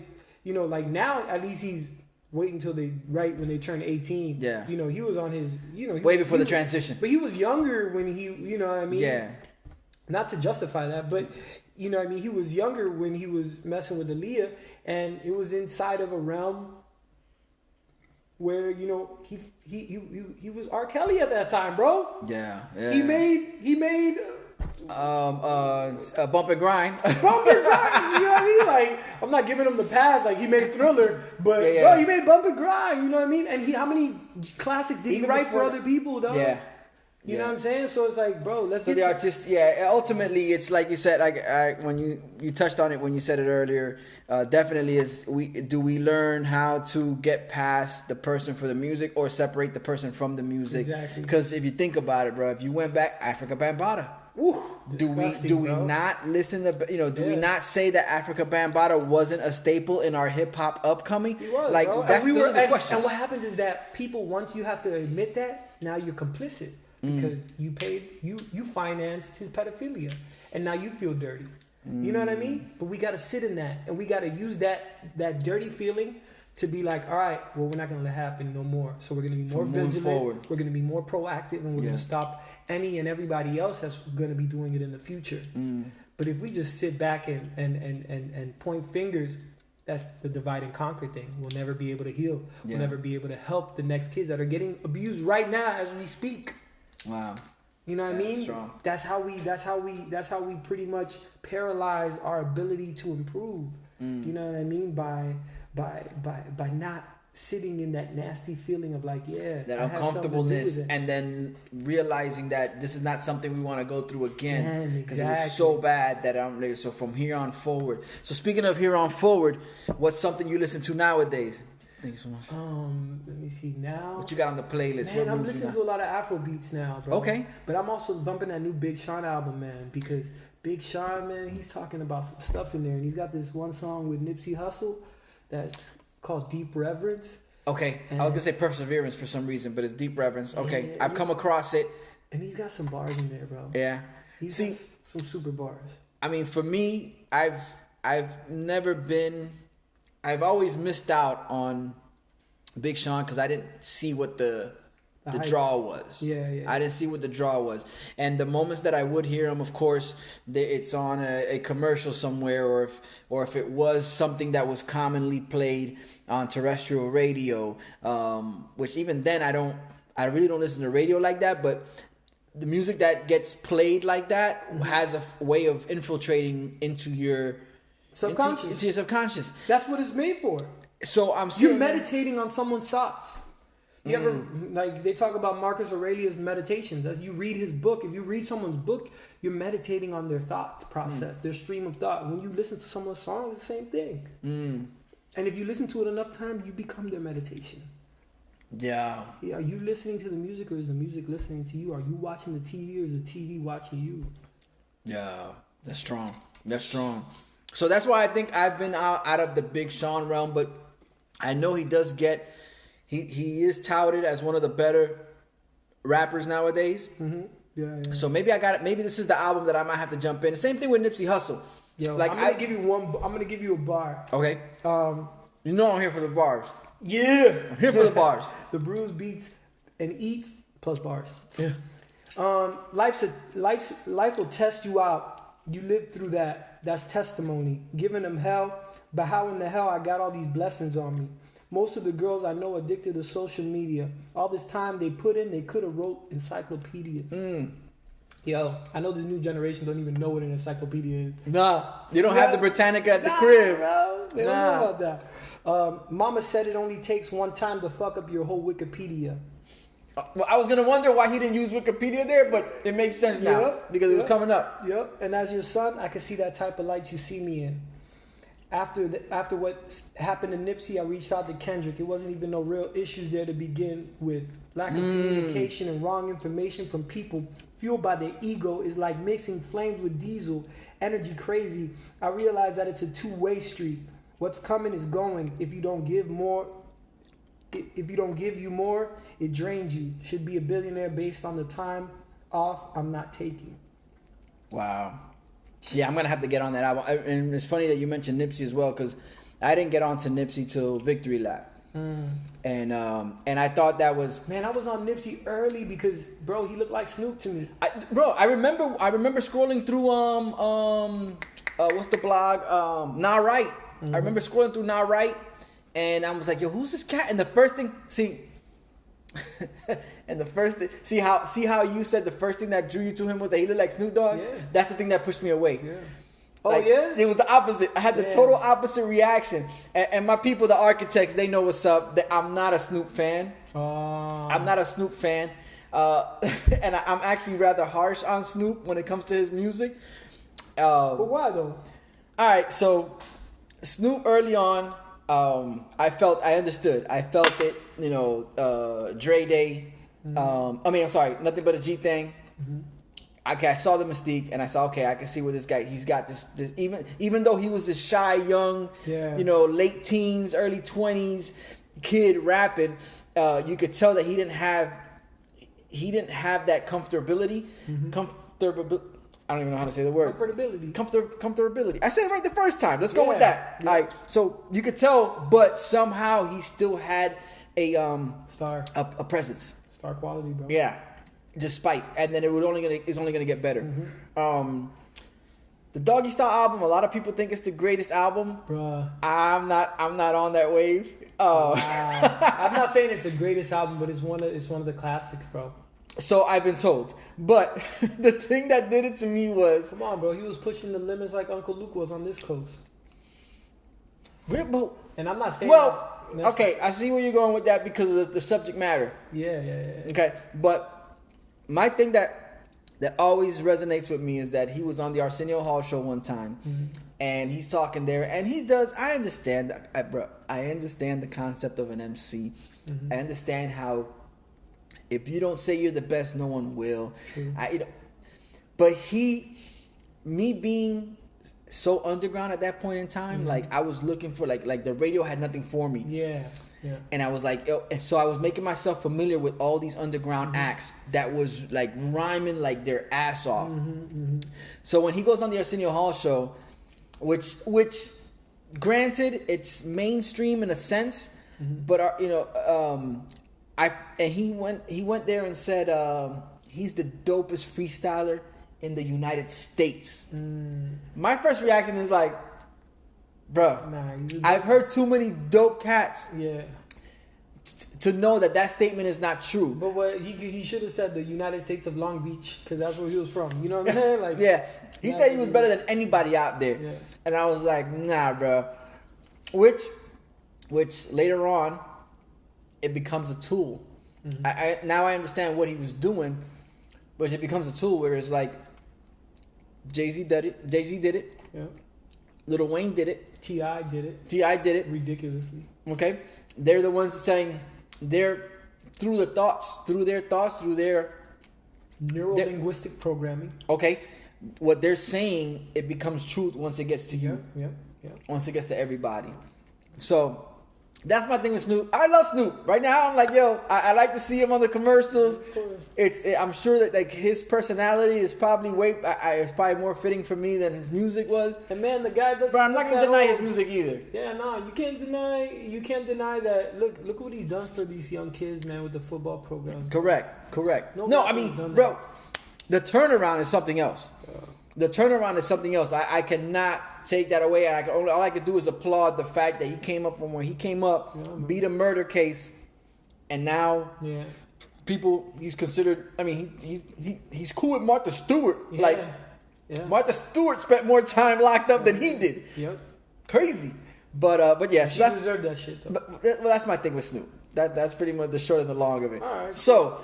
Back to where we left off. We were talking about the Nipsey Hussle. So yeah, I was a little late on Nipsey Hussle too. So I think this might be what the moment where I'm like, all right, I'm gonna go back and listen to this Big Sean to check it out. Yeah, you gotta check it out. And so that's what I'm on right now. But I say when I really got to choose what I wanted to listen to, man, when I heard that Big Pun Capital Punishment, what? Wow. That changed my life, bro. Yeah. From that first interlude. Yeah, man. Yo, and all the interludes on that, man. Bro, that stuff changed my life, bro. And Big Pun, to me, was like a superhero. And I knew all the stuff he was saying was a lie. You know what I mean? But to me, that's when I understood, like, rap is, like, just who's the best liar. And who lies so good that you want to believe it. You know what I mean? Because the imagination behind it was, like, it made you feel like a kid again. You know what I mean? I could cut your head off, send you to hell, tell the devil I sent you. You know what I mean? Yeah. Like, the dream shatter. Yeah.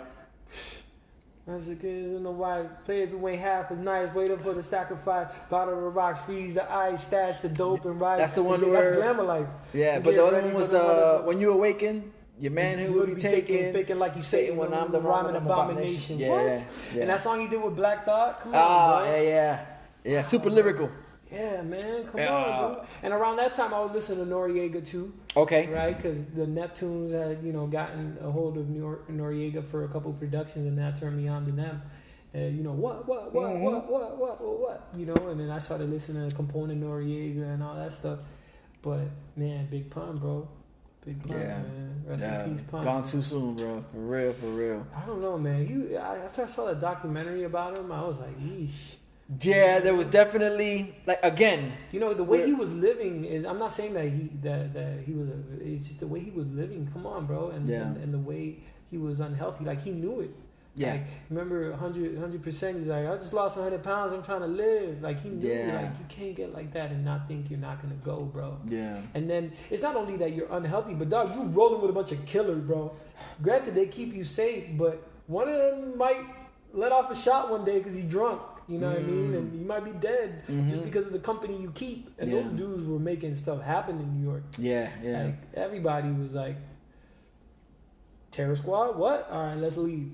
Yeah. Just like BMF, recently. Yeah. So. Wow, that's something else, man. No, but definitely Big Pun, man.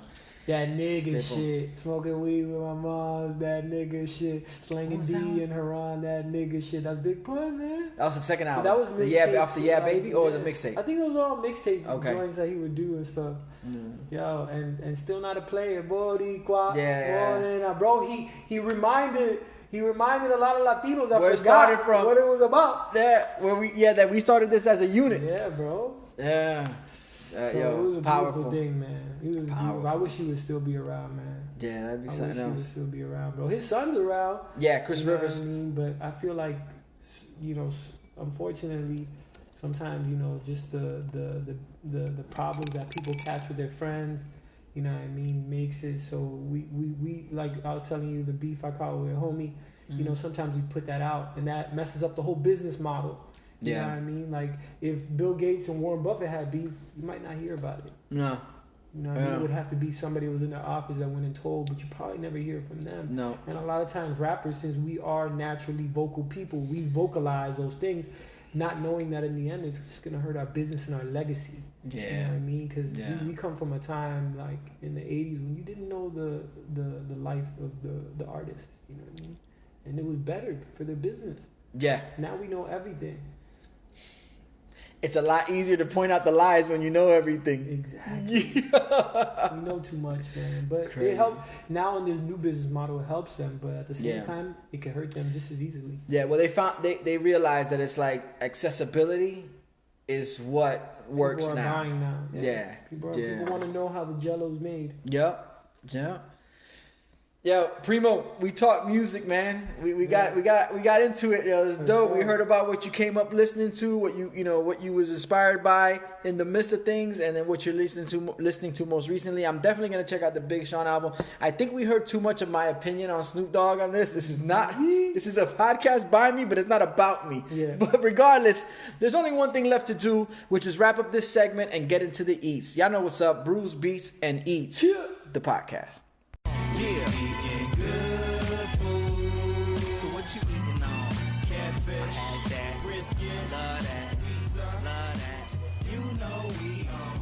We eating good food. So what you grabbing on? Brews, Beats, and Eats, the podcast, and we have reached the Eats segment. Yes, we've made it all the way through. Primo came through. We got to know him early on. We talked brews. He was so kind to kind of break the rules and regulations that he lives by, just to sample the brews and see where they at, and gave me great insight on them. All right, we got a tied for 1 and tied for 2. This is the first time ever on this podcast that we didn't have a 3rd or 4th place. So we're doing new things out here. Yeah. All right, then we talk music, and now we talk eats. Primo, you were the first person to ever mention to me fruitarian. We've heard of vegetarian, pescatarian, but now vegan. But you introduced me to the terminology fruitarian. But I was like, no, hold on. Don't tell me. One. Don't tell me anymore, because we're gonna do this on the podcast. We're gonna break it down. Now, my peoples, don't worry. We will get into the food. You know what I'm saying? We will get into those dishes. Yeah. You know what I'm saying? Primo's been around for a minute. And he hasn't been fruitarian the whole time, so we're gonna indulge you with the desserts, the appetizers. You know what I'm saying? That one meal. But before we get into that, I want him to kind of put us on to what a fruitarian is. All right, bet. So the first time I heard so I went vegetarian when I was 19. Okay. So this has been like a lifelong journey, right? I didn't wake up one day and was like, all right, I can just live off of fruits, because it was hard enough to go from being a vegan to a fruitarian. Like mentally, like I told you, I broke down on the 6th day of my 30-day detox, right? Starting with fruits to get my kidneys filtering again. So, it was a long time coming, you know what I mean? I vegetarian, then I went back pescatarian, then I kind of went intuitarian, which was something... Is that like the I created that. Oh, I was about to say, because it sounds like Intuit, like the books, like when you do your taxes. No, QuickBooks. Intuitarian was like, I would just go to the grocery store. At that point, I didn't really have a taste for meat anymore. Okay. I would never buy meat for the house. My mom would try to coerce me into having Nochebuena and carne puerco and all that stuff. Traditions. But, I would intuitively go down the aisle and just let my body gravitate me to whatever it's asking for. Like now I do that same thing with, some days when I feel like I need more fats for my brain. I'll have hemp seeds and chia seeds, you know, and stuff like that, right? To get that fat. It's like you get more fat from that than from a steak. Like you can get a cup of that hemp seeds, you get just as much as fat from one of these steaks. Meanwhile, you don't have to deal with all the downsides of the steak, and you don't have to deal So you with... can kind of do like the keto on that, because if you're talking about trying to get your body into ketosis with the fats, way faster, because your body's now... It's like if you're running a car, like every time you get home from work, you keep running the car. And then how long do you think that car is going to last? Yeah. And most of the time... put too many hours on that motor. Most of the time we go to sleep, we're still running our digestive system. That's why I do the 16-hour intermittent fast, which is hard. It's a dry fast. I don't drink nothing until 16 hours have passed. But you will realize that those stem cells are starting, so the regeneration of the cells and the stem cells are actually being sparked to start regenerating and remaking themselves. And so, and you can feel it. You feel alive. Like, I remember when I first started going fruitarian, like I could feel the blood in my veins, and it was nice. Wow. That's like, because they realized, I don't know if you heard of Dr. Sebi. Yes. Talks about electric food, right? Yes. Electricity is, we have an electrical aura. Yeah. Right? We emit electricity. We're electricity. Everything. You know, we're batteries. And so, what is most like us? Electric food. And dead food is not electric. Doesn't have any charge in it. Doesn't have any charge or energy. That's why you think about the Bible, they're picking fruits off trees. Now we think it's weird to go get food from trees.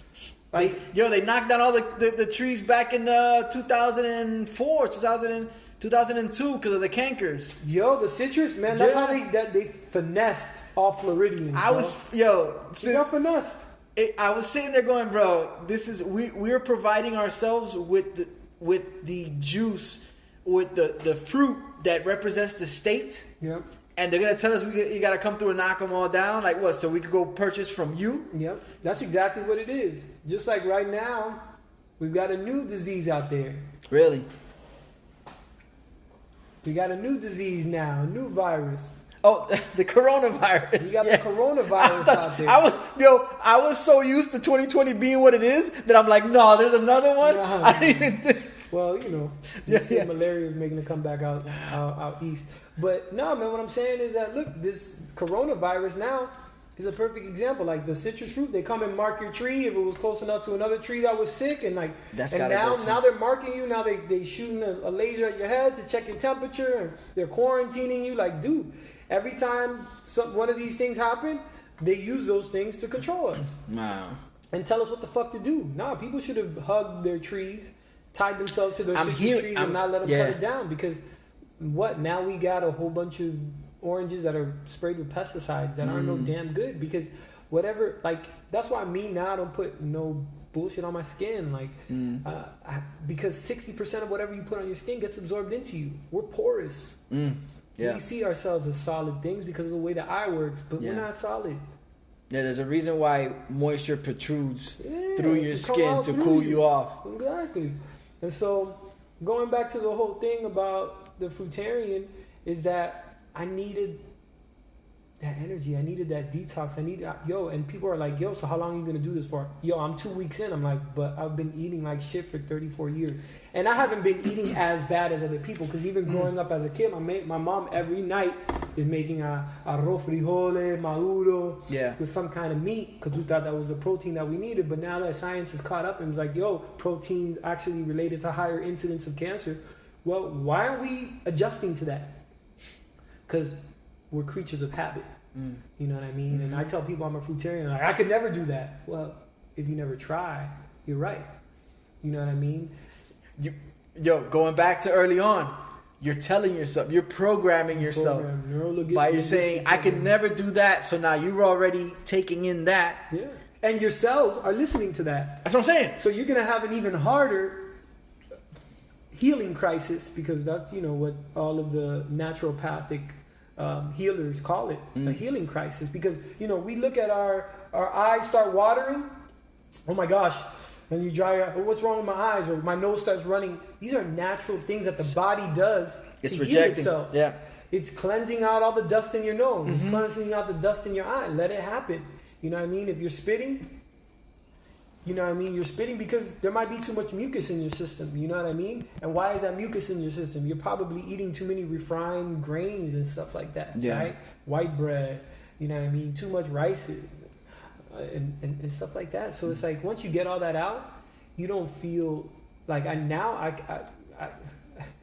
feel lit up all day, but I realized I was dim, and it was so easy for me to fall into depression and anxiety because the energy level of the food that I was having wasn't conducive to the energy level of my life. Wow. You know what I'm saying? You got to eat for the life you live, and since I'm a highly empathic and spiritual person, I got to eat on that frequency. Gotcha. You know what I'm saying? I'm not saying everybody needs to eat like me, but the reality is that you need to eat like yourself, and you need to define what you are. You know what I mean? In this world that's constantly telling you who and what you are and what you should be. You know what I mean? And they're programming you by those billboards, by those commercials, and we fall into that, and we're slaves to our tongue. And I remember an old adage I heard, the Chinese look at it like, don't eat for taste. And that old saying, if it tastes good, spit it out, because it's probably bad for you. And if you letting food seduce you because it's going to taste good for 10, 15 seconds while it's in your mouth, because most people don't chew 40 to 60 times like we should, you know what I mean? Then you played yourself, because the next 24 hours or 48 hours in the case of, to 72 hours in the case of meat, because that's how long it takes to digest. Okay. Bruh, you just lost, because now you just raised your chances of getting foods that are already adulterated with hormones. Now, don't get it twisted. When I was in Argentina and I was having meat that came straight off the farm, that lived a good life, you could feel the energy of that life. But here we got these cows in stalls next to each other. The chickens are all like dying, eating each other's shit. The energy of that life is shit. What do you think your life is going to be in response to that? And then we don't even have the humanity. We call them animals, but we're the real animals. We chop off their heads and we won't even look at their faces when we're eating them. My parents thought it was so weird when they came to the United States. You get fish without a head. You get chicken without a head that you don't got to pluck. What is this? I never thought about it like that. American kids think chicken McNuggets are like... The chicken nuggets is something that the chicken produces just like that. Yeah, like a nugget comes just out pops out like that. And that the steaks, they just land at Publix magically. Yeah. Nah, bro, they chop up live animals that have in India. The cow is one of the most respected animals. Yeah. And why? Because the cow has feelings. Like if the cow's living with you and somebody in the house dies, they've seen cows cry. This is like recorded. Really? Cows crying. Wow. So that means that they have emotional intelligence. And even Ayurveda, the Ayurvedic diet tells you shouldn't eat anything that has the evolution close to you. You have to eat things that are far away from you. Because if not, everything has memory, and you're taking in that memory. And you're taking in that last moment, right? Because those animals have intelligence. They know they're about to get capped, right? In the head when they're in the fucking slaughterhouse. Yeah. So all that adrenaline that's going into their meat, you're eating that. And, you know, people talking now with those pedophile rings about the adrenochrome, with the sacrifices and the child sacrifices and all that stuff, that's why they drink the blood with the adrenaline in it, because it's like a stimulant or whatever. It's like a drug. Crazy. But every drug has a downside to it, and it has a day of reckoning. So it's like, do you really want to be... We already know what meat does. Yeah. The quality of meat that we're eating here, that's processed, mass-produced, we know is bad.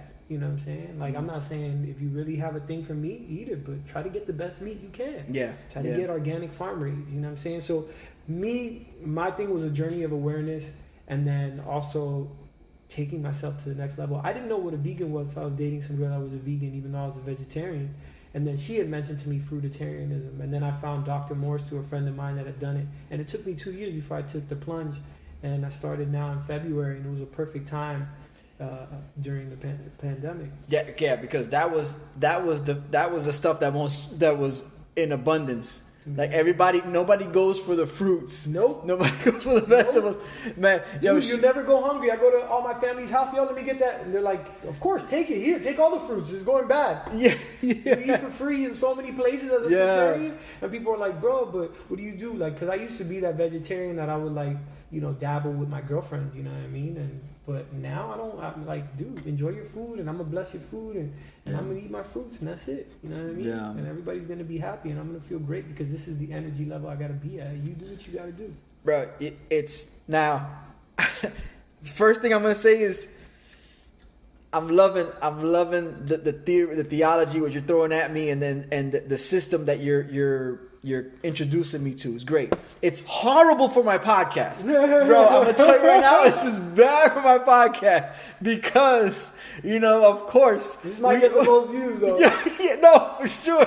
But I'm sitting there going like, yo, he's making so much sense. But damn, why don't I talk to how am I gonna sit here and talk to the next person about Philly cheesesteaks? You know what I'm saying? But you're making a lot of sense in the sense that when you say it's a little more expensive, buy the organic. And I'm thinking here, I'm like, you know what? If you don't do it so often, it's not that expensive. Exactly. Because if you treat yourself once in a while to the expensive stuff, that's fine because it'll be another while.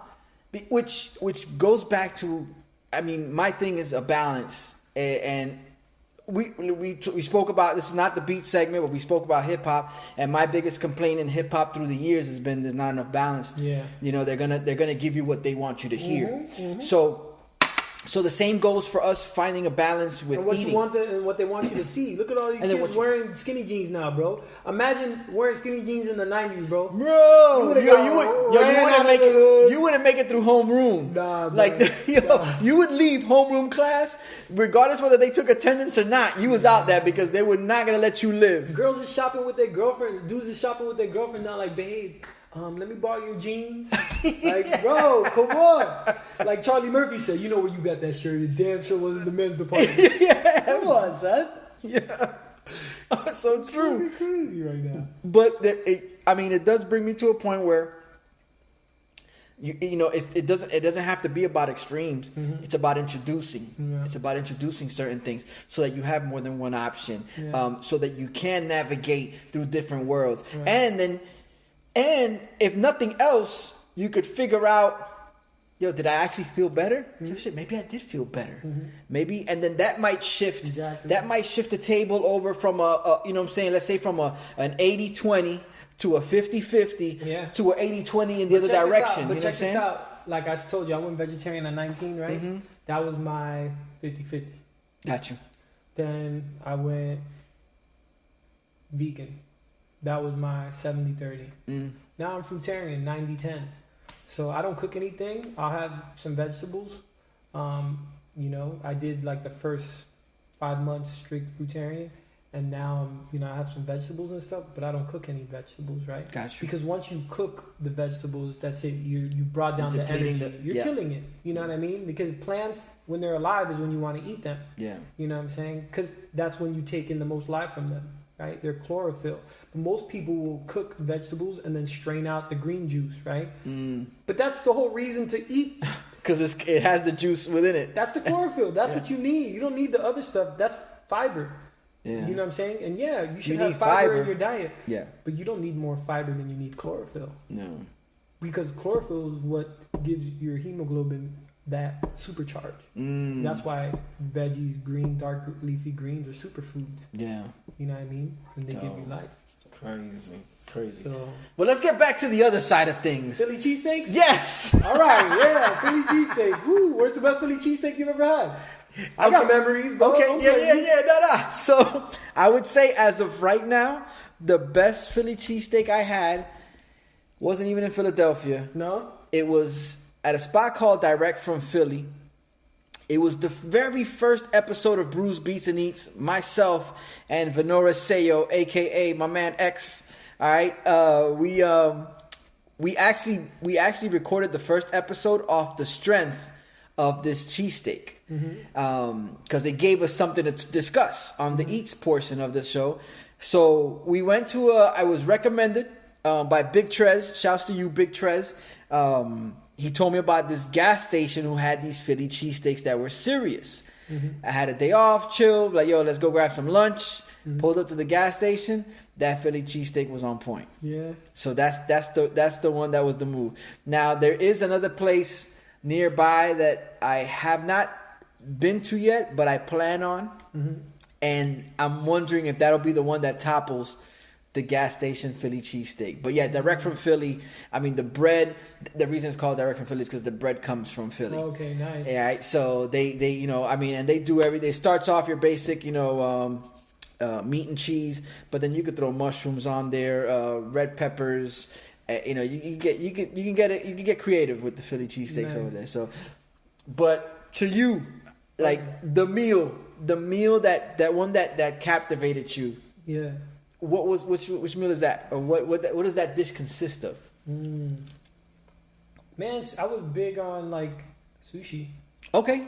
Yeah, like because I got force fed. I think like the 3, and I liked it. You know what I mean? Like my tongue liked it, my body hated it. You know what I mean? Every morning before school, I get 2 eggs over easy, 2 toasts, 2 pancakes. You know what I mean? Standard American breakfast. Yeah. But by the time I get into my first class, that's it. My brain had already shut down because, they say you have a lot of neurons, billions of neurons, right, in your gut. That's why they call it a gut feeling.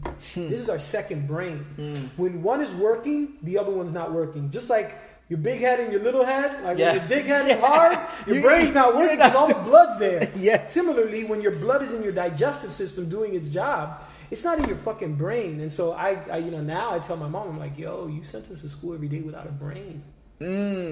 Every day. Wow. I was fighting to stay awake by noon. And then, as the day tapers off, you get that crash from the food. Like first off, you shut down to digest and then you crash. You know what I mean? So like I went into battle every day without a sword. So I used to like my breakfasts with my Aunt Jemima syrup and all that stuff, but only my tongue liked it. My body hated it. I just wasn't aware enough to know what was best for me, Then I switched over to the oatmeals and with fruits and stuff like that, but then I realized that, leaky gut is a real thing, and it's the beginning of most sicknesses that we have.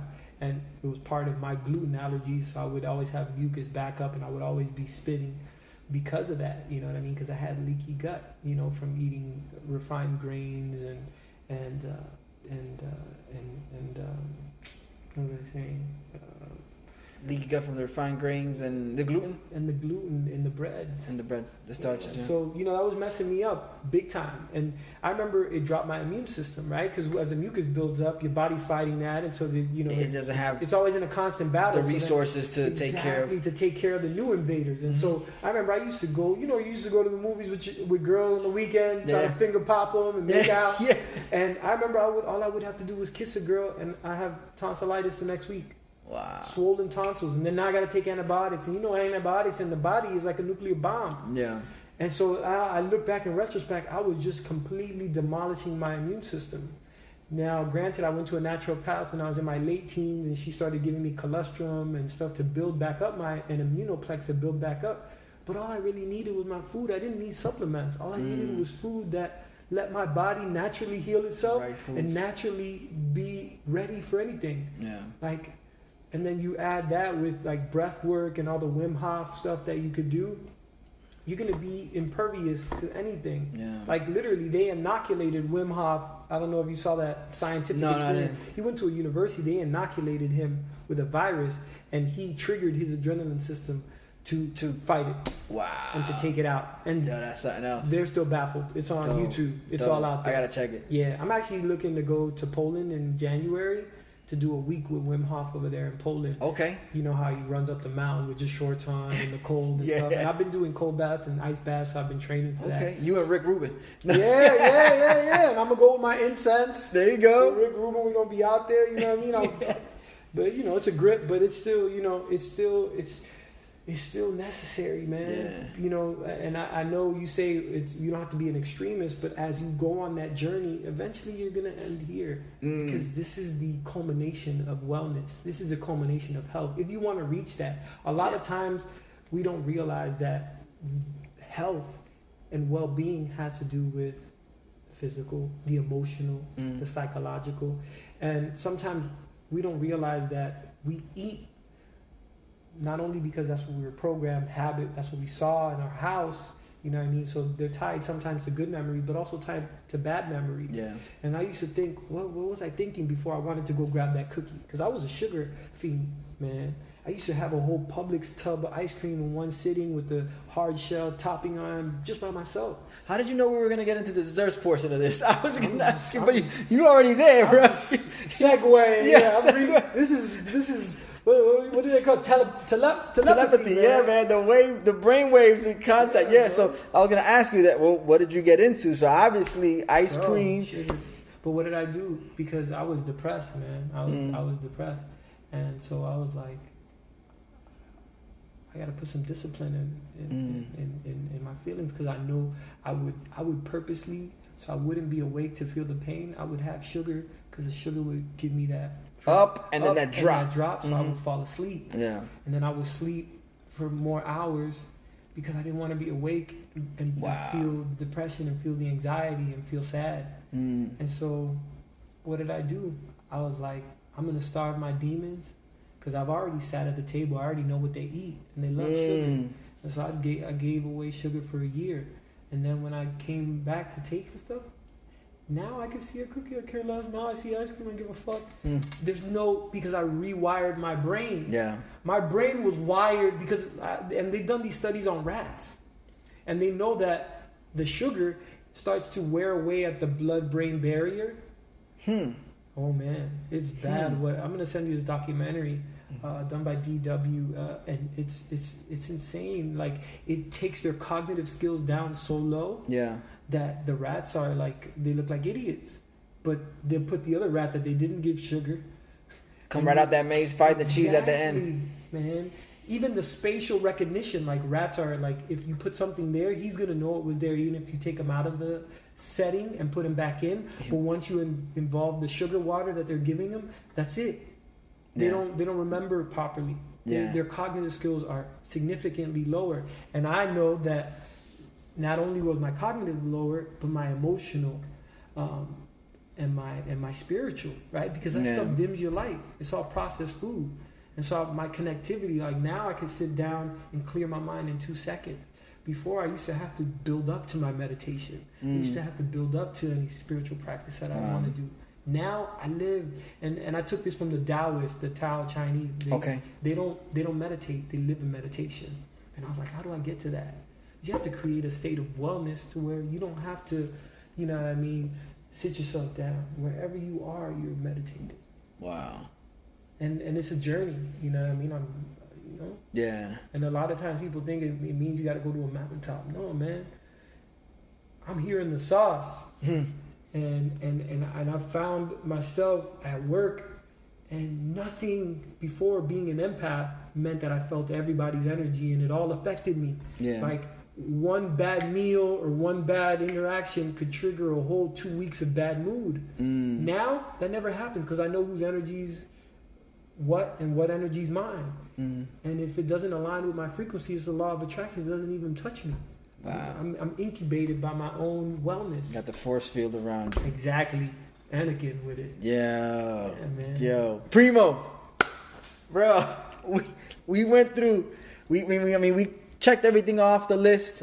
We got to know you. We drank brews. We talked beats, and we just finished discussing eats, man. You definitely put me on to a lot of stuff that's new incoming information. I'm blessed to hear it all, and always looking forward to more. One last time, man, where they could find you. Man, where they can experience. If you want to get at me, holler at Ed. BrewsBeats&Eats, man. That's it. This is a great guy. Man, you know, I always think of that of the Ma'at from the Egyptian. This is, you know, what the commandments were extrapolated from. The laws of Ma'at, right? Wow. And the Egyptians believe that when you go into the afterlife, they put your heart on a scale and they weigh it against a feather. You've seen that, right? Mm-hmm. Yeah. I know your heart is light as a feather, man. And so I'm blessed and honored to be here with you. So today, appreciated, man. Yo, this is an experience that had to happen, but it happened when it was supposed to. Exactly. You know what I'm saying? I know we touched on it that this has been more than about roughly almost within a year in the making. We've been talking about getting together and doing this, and it happened when it was supposed to happen, bro. And I don't rock with everybody, bro. I'm telling you, people have asked me to it took 3 people to get me the guitars over guns, bro. It took you just text me one time and I'm here, bro. Yeah. And I'm gonna share everything. I open my heart to people that got an open heart chakra, man. So Primo _music_ but rock with my boy BrewsBeats&Eats, because like I'm here because of him and his heart.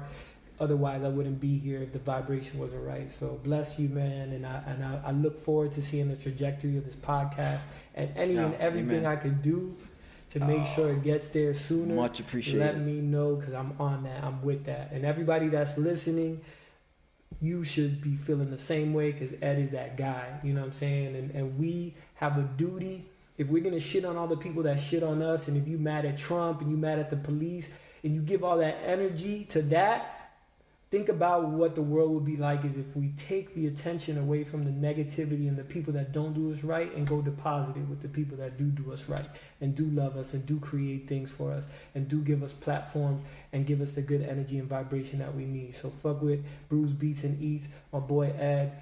I love you from the heart, my brother. You already know. Primo. And there it is, BrewsBeats&Eats the podcast. As always, I'd like to thank my guest Primo for taking the time, sitting down, talking it up with me. I'd like to thank you, the listener, for tuning in another week, man. I appreciate the support.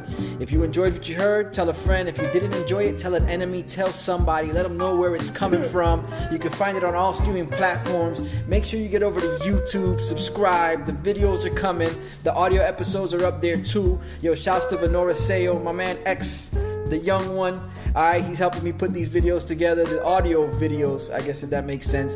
And we're putting them up on YouTube. Please subscribe, hit the bell so you get the notification, comment, let me know what's up. You know what it is. If you want to keep up with me, it's BrewsBeats, the letter N Eats on IG. And yes, I think it was best said by Primo. The love flows. Yeah. Another one. I'm sorry, Khaled. BrewsBeats&Eats the podcast. I'm out. My brother.